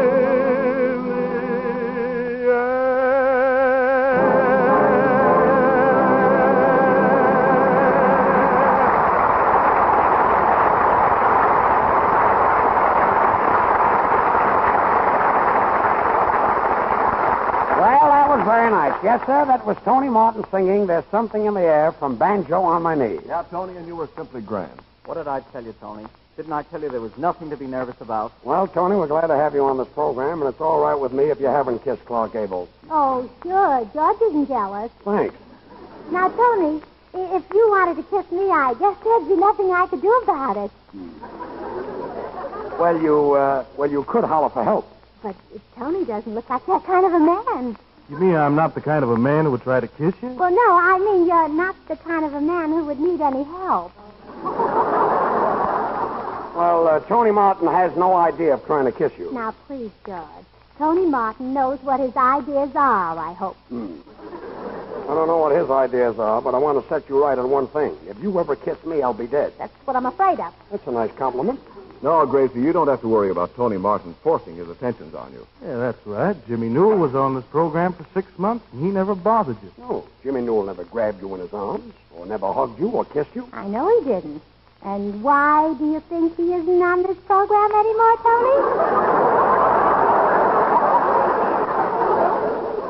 Well, anything is liable to happen. Said it. Now comes the surprise. You mean I'm fired? No. Tomorrow is Thanksgiving Day. Well, that's no surprise. Everybody knows that. Yeah, but I know it, too. That's the surprise. That's not only a surprise, that's amazing. So, in honor of Tony Martin and in honor of Thanksgiving, I'm going to dramatize one of my great events in history. I've written a special play about the Pilgrims called The Landing of the Indians. You mean the landing of the Pilgrims? No, the landing of the Indians, on account of when the Pilgrims landed on Plymouth Rock, the Indians landed on the Pilgrims. And this is in honor of Tony Martin and Thanksgiving. Yeah, they're my very favorite holidays. Mine, too. Now, George, you play the part of Captain Burns, skipper of the Mayflower. And I'm your good wife, olive oil. I see. I'm Captain Burns, and you're my good wife, Olive Oil. Yeah, on account of because olive oil is good for burns.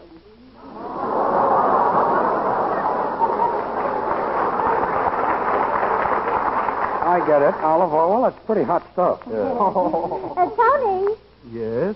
you're playing the part of the mate. You mean I'm the captain's mate? No, you're the captain's wife's mate. Oh. Remember what happened to Jimmy Newell? I'll remember that. Henry, Yep. you're playing the part of an early settler. What's an early settler? Anybody who pays his bills before the end of the month. I see, and I suppose Ken Isles is an Indian. Oh, don't be silly. Does he look like a foreigner? A foreigner? Ken? Yes. Mr. Niles. You can't come in here. There's a broadcast Mr. going on. Niles, wait a minute. Wait a minute. Mr. Well, wait a Niles. minute. What's going on here? Well, I'm Ned Shaw, the butcher. Mr. Niles told me to bring some turkeys up here. He says he'd like to pick one out. Mr. Niles. Wait a minute. I told you to come after the broadcast. Well, certainly. This is no time to try to sell people turkeys right in the middle of a radio show. Certainly. There's no time to sell people ducks or fish. Yeah. I wouldn't even buy a button from you. Take your buttons and get out. Yeah, well... Miss, I'm not selling buttons. Well, what are you selling? Turkeys. How much are they? How much are they? Yeah. Well, you know how high turkeys run. Certainly, they run as high as their hips, and from their hips up, they fly. Wait a minute. Gracie, are we going to buy turkeys, or are we going to do a play? Well, let's flip the butcher and see. Flip the butcher. Well, Tony, this whole thing is in your honor. And don't think that I appreciate it. What did you say? I said, don't think that I appreciate it. That's what I thought you said. Mr. Butcher, there's one thing that always puzzled me. After you cut off a turkey's head, how does he know which end to gobble with? Ken, this is your butcher, so why don't you play with it? Oh, and another thing. Does a turkey gobble or does it cluck? Gobble, cluck. Yeah. Oh, by the way, Mr. Butcher, is it a thrill to kiss a fellow like Cluck Gobble? Cluck Gobble? Yes. Cluck Gobble. You people don't want a turkey. What you want is a padded cell. Good night. Well, he certainly got rid of us easy, didn't he? Yes, he did. Well, anywho, getting back to my play at Plymouth Rock, George, you play Captain Burns. I know. We all know our part. But what are you going to use for Plymouth Rock? Oh, don't be silly. Use your head. Henry King will play a medley of Born to Dance. A medley? You know what a medley is? You mean like Tony Martin is madly in love with me? That's what I mean. All right, Henry.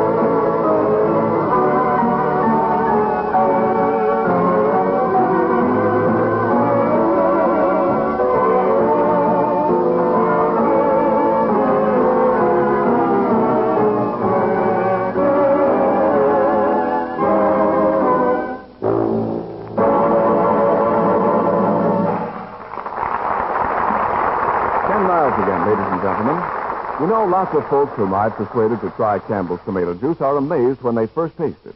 They say this is no ordinary tomato juice. This is real. Why, it tastes like biting into a big, juicy tomato in the good old summertime. They ask me how on earth Campbell's can keep in it that real, fresh tomato flavor. Well, I wish I could show all of you the tomatoes Campbell's use for their tomato juice. They are beauties, more luscious to look at and to taste than you'd ever dream a tomato could be. They grow from special seeds and ripen under the warm August sun. And I wish you could see the canning of Campbell's tomato juice, how the fresh, natural flavor and the vitamins are scientifically protected for you to enjoy. But you try Campbell's tomato juice because, honestly, one glass will tell you how good it is. You'll be delighted with the lively flavor of the very first swallow. Keep several cans always in the refrigerator. You'll find you'll be going for it often. So be sure the tomato juice you buy is Campbell's. Remember, there really is a big difference in tomato juice. Campbell's is the one with the true, fresh tomato flavor. Taste the difference. And now for Gracie's hysterical dramatization, The Landing of the Indians. Cast, Captain of the Mayflower, George Burns. His good wife, Olive Oyl, Gracie Allen. An early settler who comes across, Henry King. The captain's mate, Tony Martin. And an Indian, a foreigner, a gentleman, and a scholar, Ken Niles. And now for the play.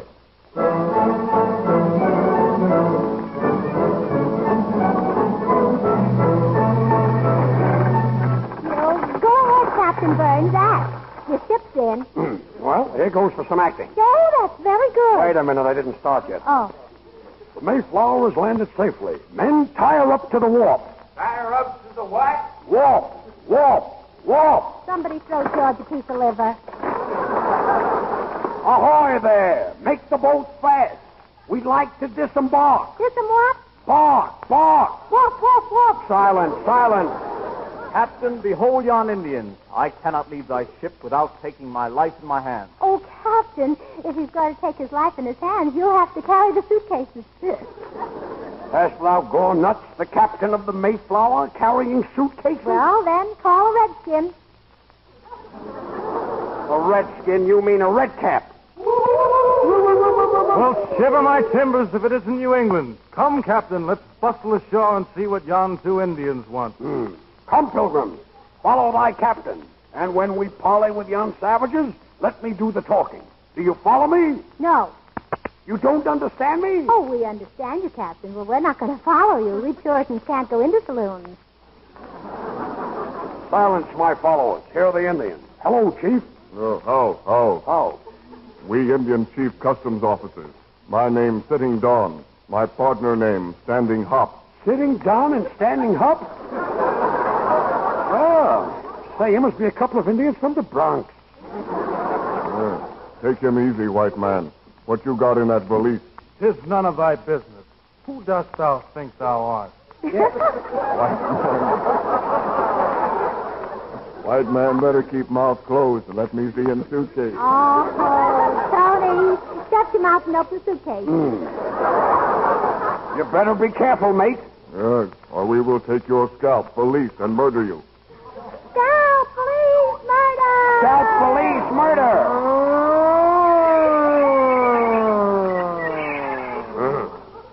What trouble here? Meet my Indian friend, Chief Riding Bull. Hello, How. How? Me, Indian ship reporter. Oh. I say, How Riding Bull, eh? Say, aren't you the butcher that was here a while ago with the turkey? Well, yeah, but business was bad and I had a couple of feathers left over, so I stuck a feather in my hat and made myself like an Indian. There. Well, partner, you don't look like an Indian. Well, aside from that, how are you boys doing? Me very happy.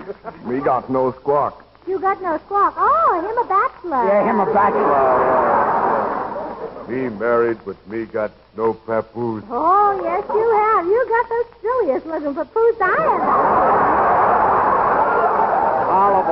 Olive oil, have a care. These Indians might be cannibals. You mean our sponsors? Oh, yeah, cannibals, tomato juice. I do commercials. I see. Here comes Trunk. Oh, that's not a trunk. That's our early settler, Henry King. He's only half trunk. Half trunk. Henry King, huh? You cannot bring cantaloupe into this country. Cantaloupe, that's my face. Henry, don't argue. Take it back and bring them cantaloupe. Well, Henry. Well, say something, Henry. Throw him a line. Will somebody throw him a line? Throw him a line. That's fine. The sound man threw a line on the stage. Oh, yeah, my line. Yes. I will pay duty. Dost thou think my face is a luxury? Well, it certainly doesn't look like a necessity. Gracie, instead of your name being olive oil, it should be maple syrup. Why? On account of I'm so sweet? No, because you're a refined fat.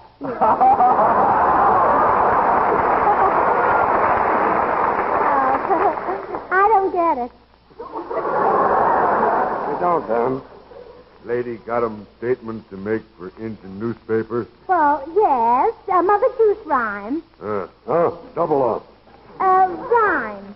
Sing a song of 6 pints. I'm here to introduce Yes. you Indian bucks and pretty squaws to Campbell's tomato juice. That's nice. It's a swell drink for Thanksgiving. You Redmen are in luck. A squaw can buy a can for her dime or 10 cans for her buck. 10 gans for her buck. Yes, well, that's the finish. Yeah. Me can't print that for readers. No, but Readers you- think me nuts. Me cultured. Me proper. You what? Me proper. Congratulations, boy or girl. Boy or girl? Gracie, I thought this play was supposed to be in my honor. I didn't have anything to do. Oh, yes, you have, Tony. You've got something very important to say right now. What is it? Well, you're supposed to ask me what I'm going to do after the broadcast. Gracie, Then I say, Gracie, what's that got to do with the landing of the Pilgrim? Well, nothing, but if he asks me, it's going to have a lot to do with the landing of Tony Martin, if you know what I mean. I think I know what you mean. All right, Henry. Now, Gracie will sing with plenty of money in you. Sing it, Gracie. I have never envied folks with money.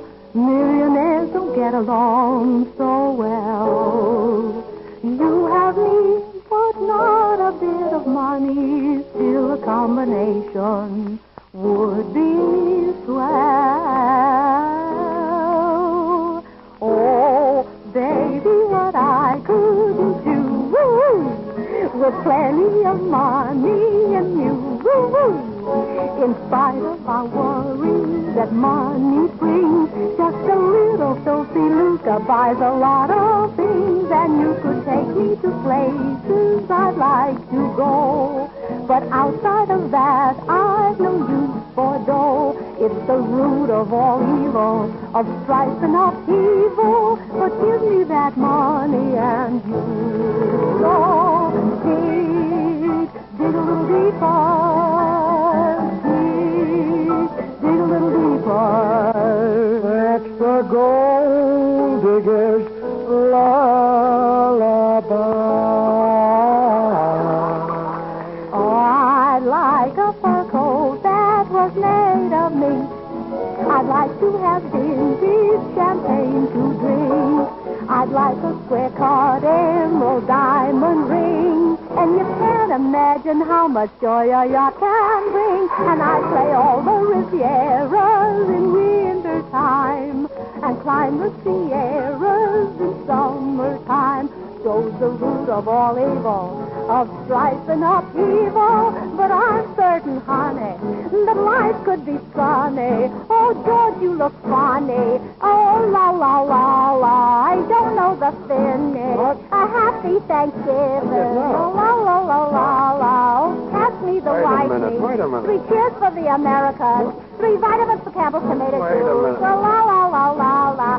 Good night, everybody. I'll see you next Wednesday. Oh, la, la, la, la, la. Oh, I know the finish. Come on. La, la, la, la, la. This is the Columbia Broadcast. Gracie sure had an unusual way of interpreting historical, or should I say hysterical, events. Please bear in mind that this program was recorded in 1936, a different time in America, and by today's standards, most likely its referrals to Native Americans would not be considered appropriate.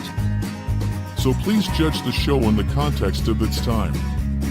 Up next, we'll bring on dessert as we head down to Arkansas in the Jot and Down store to check in on Lum and Abner, right after this message from the Northern Light Webcasting Network.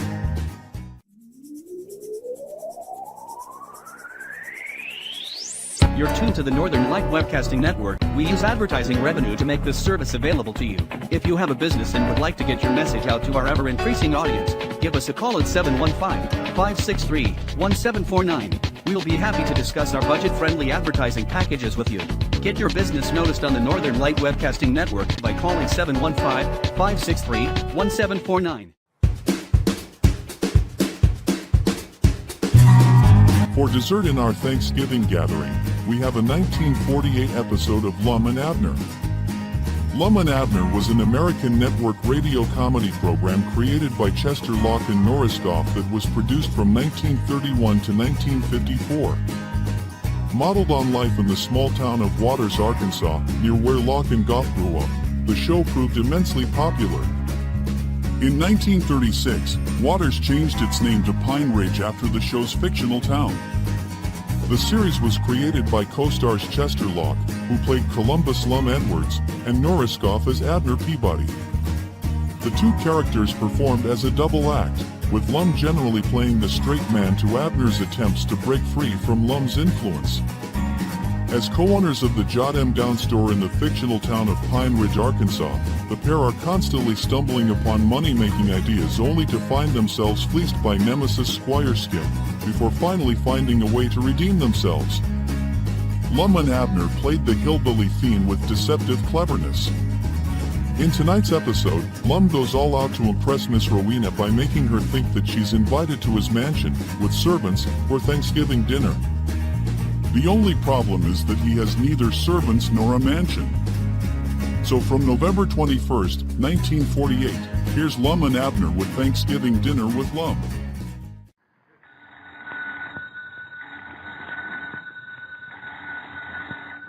Granny's, Abner. I believe that's our ring. Huh? Frigidaire presents the new Lum and Abner Show.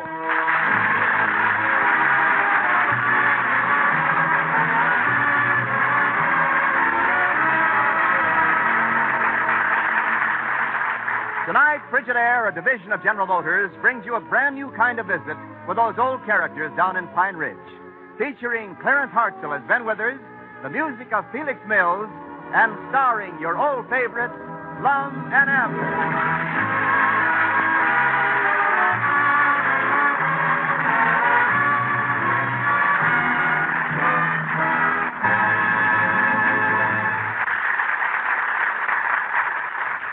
America's #1 refrigerator is Frigidaire.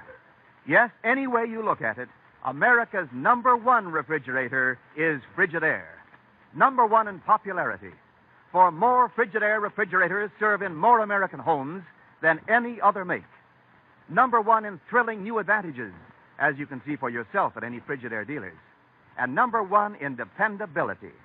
For Frigidaire refrigerators are made only by General Motors.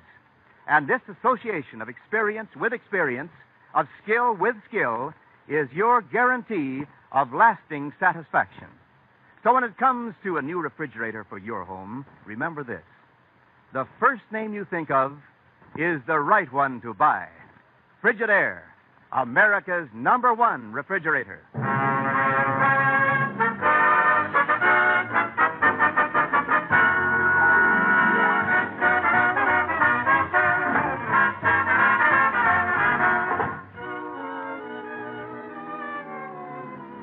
As we look in on the little community of Pine Ridge today, we find the old fellows in their Jot 'em Down store. Lum is talking on the telephone. Listen. Well, this sure is a pleasant surprise, Miss Rowena. Why, sure, Miss Rowena. Why, sure, Miss Rowena. Oh, but yes, Miss Rowena. Oh, but beans, Miss Rowena. Oh, that'll be just wonderful, Miss Rowena. Oh, Lord, me, huh? Yes, Mom. Goodbye. Granny's Abner, guess who that was? Grover Cleveland. Now, you recollect that cousin of Ezra Seastrunk's that was here one time before? Sure, I know who you mean. Are you done talking to her now? Yeah, sure, why? Well, take the receiver out of your pocket and hang it up there. How'd that get in there? Lum, why don't you stay away from her? The other time she was here, you got to bragging on yourself and just got yourself in trouble, and you'll do the same thing again. I will not. She just got in town, and she's dropping over here to invite me to take Thanksgiving dinner with her. Why? Did she mention it? No. Did she talk about eating? No. Did she bring up the word Thanksgiving? Well, no. Lum, if you do go over, I'd suggest you pack yourself a little lunch. Oh, she'll invite me, don't you worry. I'll work the conversation around to where she will. Yeah, but Thanksgiving will be over by then. Wait a minute. There she comes across the street now. Oh, look at that walk. Abner, you go back in the feed room or any place. You sort of warp my personality. It was pretty well bent when I first met you. Now, hurry up, Abner, and don't sit back there and listen. I wouldn't think of it. Now, listen here, you little snoop. I beg your pardon. Oh, excuse me, Miss Rowena. Oh, Mr. Edwards. Oh, but it's delightful to see you again. But delightful. Oh, I'm delightful, too. But, too. Oh, it's so nice being in your quaint little village once more. Oh, it's just quaint as all get out. Special around Thanksgiving time with folks inviting one another to dinner. Well, now that you mention it, Mr. Edwards, I was thinking of inviting you over to the Seastrunk's for Thanksgiving dinner, but I don't know where I could get any domestics. Oh, well, turkey's plenty good enough for me. Oh, I'm referring to servants. Well, turkey's good enough for them, too. But I am speaking of the servant problem, Mr. Edwards. You know how one suffers from that nowadays. Oh, does one? I suffer something stupendous from it. Of course, if I'd had any sense, I would have brought my chef along with me. The French make by far the best ones, don't you think? Oh, by far. I had 'em make one up for me the other day. Oh, do you have one? What's his name? Who? Why, your French cook. Oh, him. Why, French, let's see. I call him Mademoiselle Alphonse. Isn't that a rather odd name for him? Well, he's a foreigner, you know. Oh, yes. What time is this Thanksgiving dinner going to be? Well, I'm not sure. I'm not used to entertaining in so small a place as the Seastrunk's is. My home in London, Ohio. It wasn't elaborate, but it was adequate. 20 rooms and a solarium. What size place do you have, Mr. Edwards? Oh, it ain't much. Just a little 30-room mansion. But it's home to me. Do you have a solarium? No, I never cared much for swimming. What time did you say for dinner? Oh, I don't know. I'm so handicapped here. Do you realize that I don't even have an upstairs maid? That ain't nothing. He ain't even got upstairs. Why, who said that? Nobody. That was just the wind. Now, about this Thanksgiving dinner, I'd love to have you over to my place, but I ain't got half enough servants to run the mansion right now, and I wouldn't feel right asking you to come over there and rough it. Oh, but I'd love that, Mr. Edwards. What time will it be? Well, Miss Rowena, you see... Oh, do make it for 7. And thank you so much, you dear sweet boy. But dear sweet... Miss Rowena. Oh, me. All right, Abner, you shut up. I never said a word, you dear sweet boy. Now, cut that out. How's everything around the mansion? I told you not to listen, you little eavesdroop. I don't. You got the only clapboard mansion I ever heard of. All right, Abner. Where'd all them servants of yours sleep? On that one horsehair Sophie?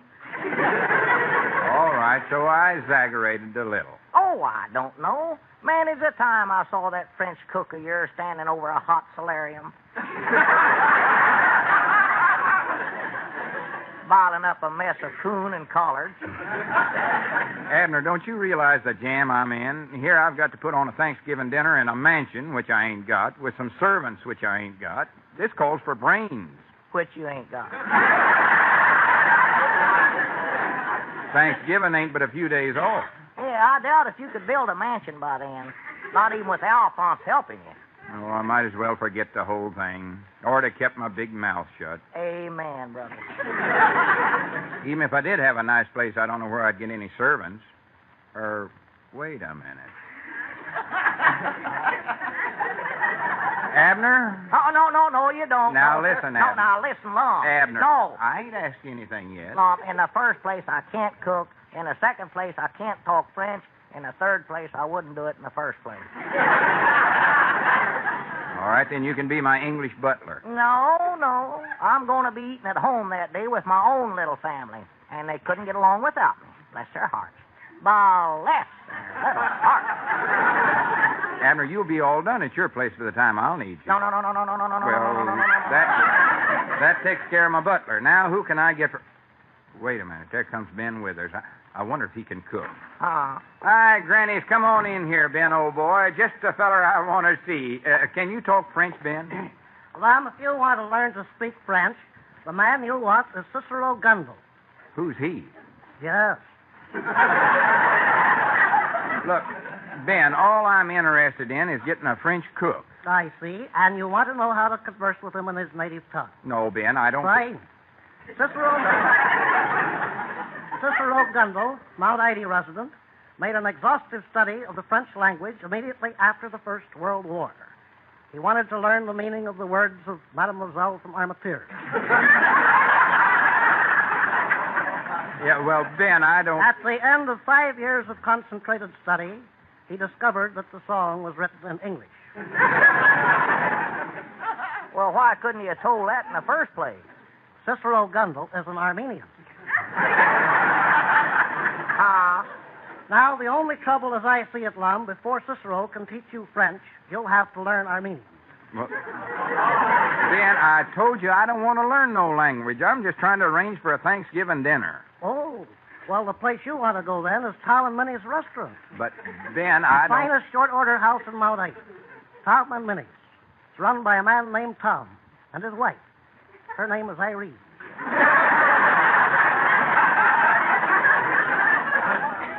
Irene? Well, who's Minnie? Fine. On Thanksgiving Day, you can get a chicken fried steak there cut in the shape of a turkey wing. Perhaps you've eaten there, Lum. No, I ain't. Maybe you hit it in 1937. That was the year it was closed up by the Board of Health. Ben, all I'm trying to do is put on this dinner for Ezra Seastrunk's cousin, Miss Roweny. But I need a batch of servants to do it. Now, Abner here's been assigned to the butler job. I never said I'd sign nothing. And I thought maybe you could be my French chef, Ben. Oh, thank you very highly, Lum. But I've been invited over to the Walt Bateses for dinner that day. That is, if they don't go out of town. Wait a minute. Is there a chance the Bateses is going to be gone on Thanksgiving? Doggies, Lum, that would be the place for you to sneak into. It ain't exactly a 30-room mansion, but it's the biggest house in town. Oh, I wouldn't think of such a thing. Hardly. Yeah, call them up and see if they're sure enough going to leave, eh? Yeah, all right, sure. But don't let on why you want to know for her.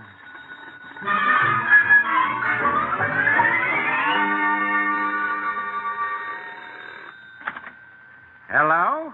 Walt Bates speaking. Say, Walt, this is Abner Peabody. Oh, just a minute, Abner. I'm talking business with the feller here. Hold the phone a second. Yeah, all right. Well, that's the deal then, eh, Mr. Viborg? Yep. And if you folks are leaving tonight, I'll bring my crew in here first thing in the morning and spray this place from top to bottom. When we get done, there won't be a living bug of no kind left in the joint. Well, good. And if any new pests get in here, they're in for an awful surprise. How soon can we get back in the house? Well, I wouldn't come back till a few days after Thanksgiving. But if you do have to go in the house for any reason before that, whatever you do, don't light no matches. Blow you clean out of here. Now, remember, don't light no matches, see? Don't worry, we won't, and I'll see you when we get back. Right, so long. Hello, Abner. Say, Walt, I was just wondering if you're going to need some groceries for Thanksgiving. No, we're going out of town. Going to debug the joint. Oh, well, you'll enjoy it there.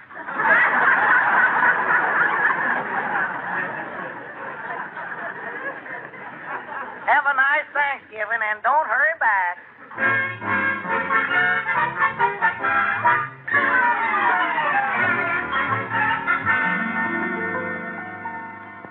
And they're sure enough going to be gone, huh? Yeah, they're going to some place called the Bugler Joint.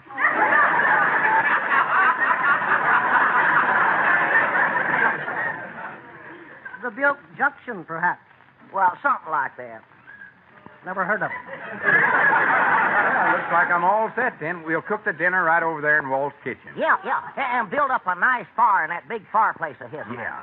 Yes, and light some candles on the dinner table. Oh, wait till Miss Rowena sees all that. Granny's we'll put on the biggest one blowout she's ever been in.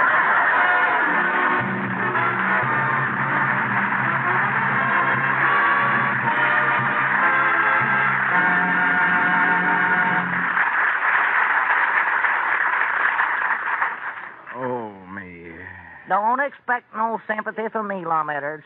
If you think I'm going to help you with your Thanksgiving dinner, you got another thing to come in. Hi, Mr. Edwards. It's Peabody. Happy Thanksgiving. Well, howdy, Mr. Niles. Yes, it is a happy Thanksgiving for some people.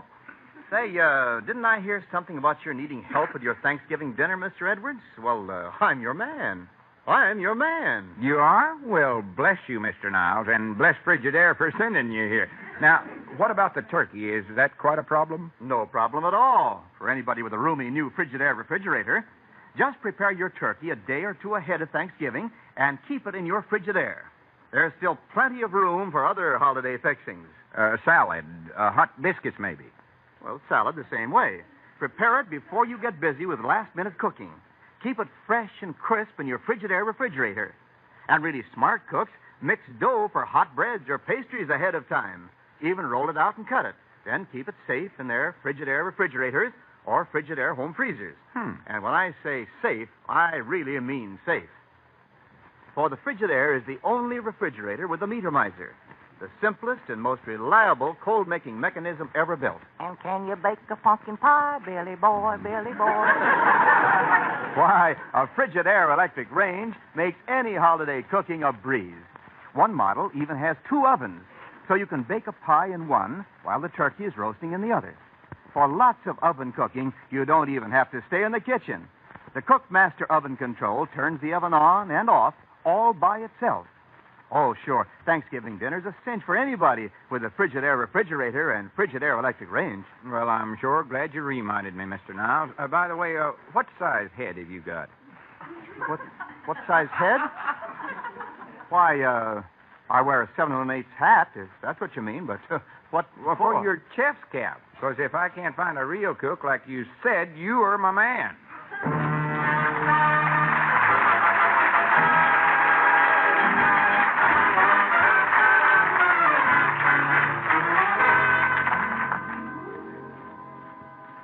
Doggies, Lum. The Bates has got a nice house here, but don't it seem to you that it smells kind of peculiar in here? Yeah, it does, but I think when we start the fire in the fireplace, that'll clear everything out of here. You want me to light it now? No, wait till Miss Rowena gets here. She'll get a big bang out of that.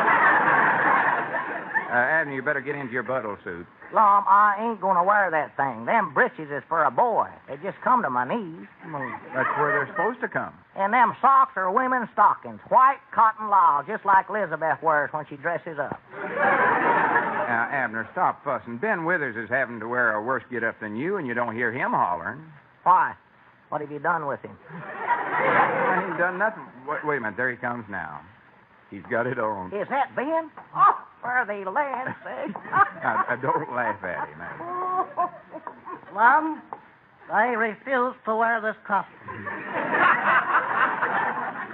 I am severing relations with you as of now, and that's retroactive from here on. Ben, it's too late to back out now. Let's see. I'd better check on the victuals. Hey, Alphonse. Oh, Alphonse. Yeah, let's see what he's got on. Come in here, Alphonse. Mom? Hey, wait a minute, Lum. Is Cedric Alphonse? I thought the Frigidaire fella was going to be. No, he was, but I found out he couldn't talk French. And Cedric can, I suppose.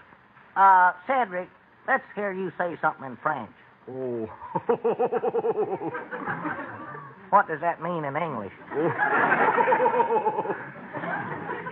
Seems to lose something in the translation. Alphonse, how are you coming with your chef work? Oh, fine. I've learned 2 French words already. Oi, oi. Yeah, but have you got the dinner cooked? Oh, was I supposed to do that, too? Oh, for pity's sakes. Well, it's too late to cook it now. Yeah, you better just run down to Luke Spear's restaurant and buy everything ready-made. And hurry up, Alphonse, because Miss Rowena will be here before long. And Abner, get into your buttle duds. I ain't going to do it now, Lum. I just plain flat ain't going to do it, and that is final.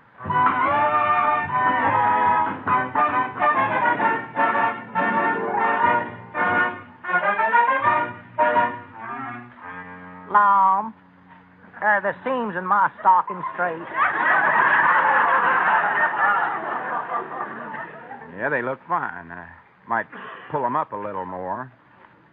Swan, your legs look like 2 ropes with knots tied in them. Well, couldn't I just wear a pair of overalls, be sort of a country butler? No, you're an English butler. Your name's Hawkins. Abner Hawkins? No, just Hawkins. And recollect that I'm a royalty. I'm a duke or a prince or maybe even an earl. I don't know. Now, where did you get that idea? Well, don't forget my name's Eddards. I go back to the King Eddardses of England, I think. I wish you'd go back there right now.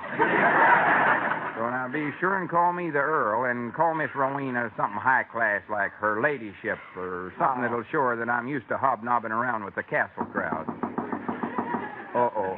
Hawkins? Yes, your Earlship. I do believe our guest has a roving. I'll get up and let her in. That's your job. I'll flip you to see who does it. Now, listen, Hawkins. I'm a man of few words. When I crook my finger at you, that means come here. Well, I'm a man of few words, too, and when I shake my head, that means I ain't coming. Abner, for goodness sake, get that door. Oh, all right, I'm getting it. Oh, good evening, your high-class ladyship. Won't you, pip into the parlor, old beans? I beg your pardon? Tally-ho and Piccadilly. Hawkins, just show the lady in and let it go at that, please. Yeah, follow me, Duchess. Hey, Earl, look who's here. Ah, Miss Rowena. Ah, Mr. Edwards. Ah, prattle. Oh, but you do have a lovely place here, but lovely. Oh, it's all right to knock around in. Keeps me off the street. Hawkins, I wonder if you'd mind doing something with my furs. Law, I don't know what to do with them. Little sheep dip wouldn't hurt them.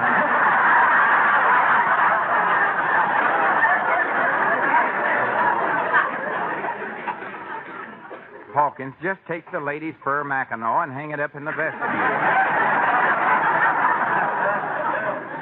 Yeah, I reckon that's the best thing to do. Get it out of sight. Right-ho, bean, tally-ho, and blimey.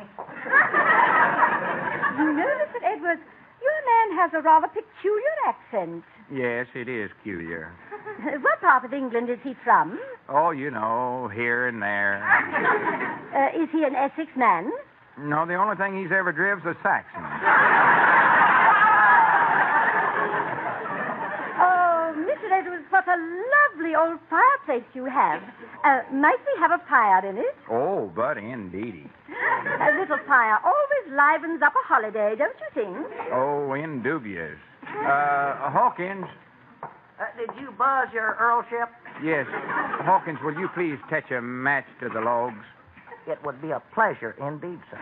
Thank you, Hawkins. Not at all, your Earlship. Got a match on you, Duchess? Beg your pardon, Hawkins, find some matches yourself and hurry up. While you're preparing the fire, I think I'll powder my nose. Do you have an upstairs maid? Oh, but natural. Oh, Bernice. Wait. Hawkins, will you please desist from that gruff horn? And Bernice, will you fetch Miss Rowena a powder puff? Quite. Never mind. I'll use my own. Oh, is it all right if I smoke? Yeah, sure. Go right ahead. Do you happen to have a cigarette lighter? Yeah, Hawkins, have you found them matches yet? Oh, yeah, I forgot about that. Well, here, I think I have a match. That's fine, Bernice. I'm sure I must have one in my pants pocket.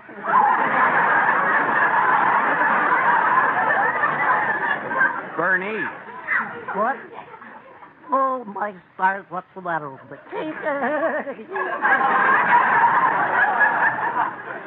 Bernice, you better run out in the kitchen and help Alphonse dish up the victuals. I told him to garnish the plates with a stalk of celery. Now, see that he does it. Why, Hey, I found the matches. You want to fire up, Duchess? Why, yes, thank you. Stand over here. Hey, dinner served. Oi, oi, come and get it. Never mind, Hawkins. I'll have the cigarette later. Yeah, all right, sure. Let's get in there. The grub's on. Miss Rowena, would you care to walk into the dining room on my arm? Oh. I don't believe she can do it.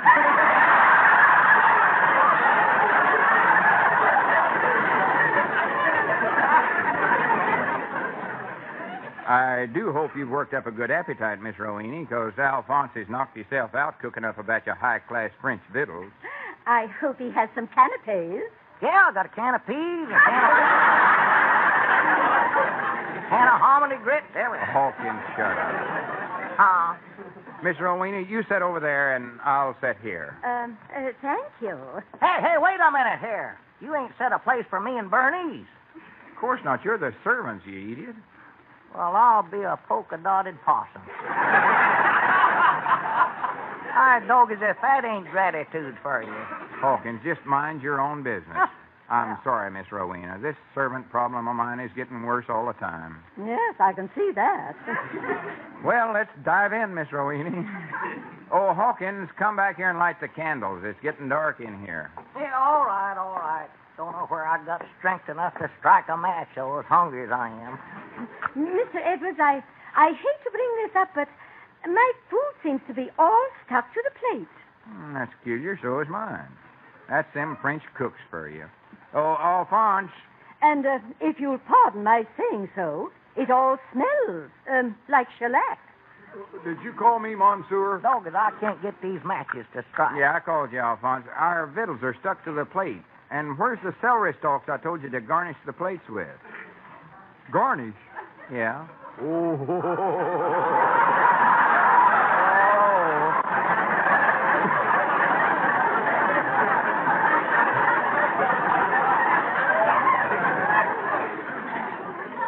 I thought you said varnish. Well, this is dreadful, but positively dreadful. Now, Miss Rowena, don't leave. Oh, must be one match in here to light. Miss Rowena, please don't leave. I can explain this whole mess, and I may as well tell you the truth. Yes?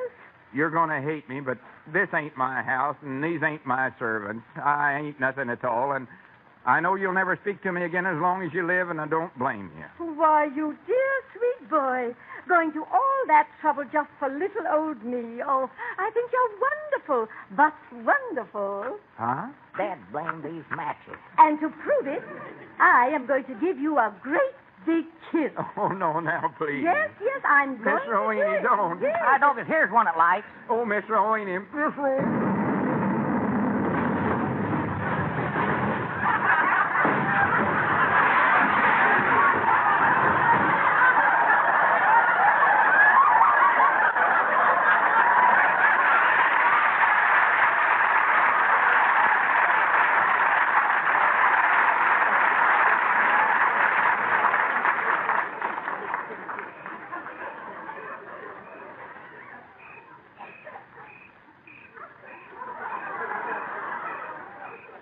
Granny's, Miss Rowena.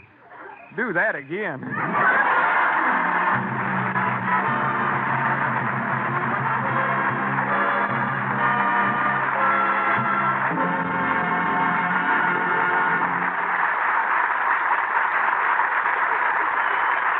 and Abner will be back in just a moment, but first, here is an important question. When you're preparing Thanksgiving dinner, or any dinner, Wouldn't you like to avoid last-minute rush by fixing some things ahead of time? It's extra easy with a Frigidaire home freezer. Stuff a turkey days ahead and keep it frozen. Store several pies, baked or unbaked. Freeze a supply of dough for hot breads. Everything's safe in a Frigidaire home freezer. It's powered by the Meter Miser.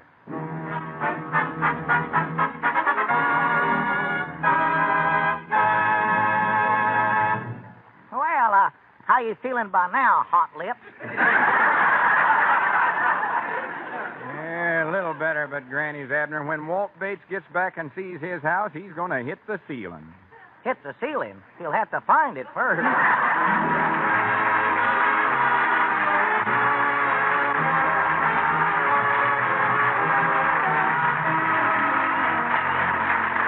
The new Lum and Abner show is brought to you each week by Frigidaire Division of General Motors, manufacturers of a complete line of home appliances, air conditioners, and refrigeration equipment for American business. The script is written by Roz Rogers and Betty Boyle, with music by Felix Mills. So until next Sunday night, same time, same station, this is Wendell Niles saying good night for Frigidaire, America's #1 refrigerator. And now stay tuned for Cabin B-13, which follows immediately over most of these same stations. This is CBS, the Columbia Broadcasting System.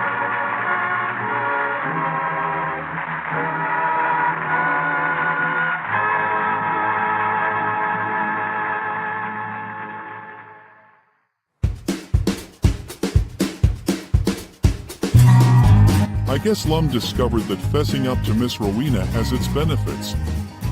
From November 21st, 1948, that was Lum and Abner and Thanksgiving with Lum.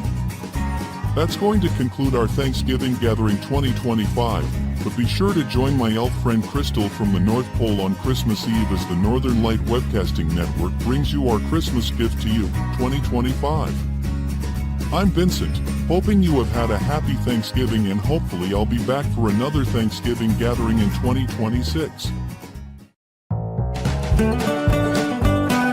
We at NLWN-TV and NLWN-2 hope you've had an opportunity to reflect on what you have for which to be thankful, and that you enjoyed our Thanksgiving Gathering 2025 featuring some of the finest Thanksgiving-themed old-time radio shows from the golden age of radio.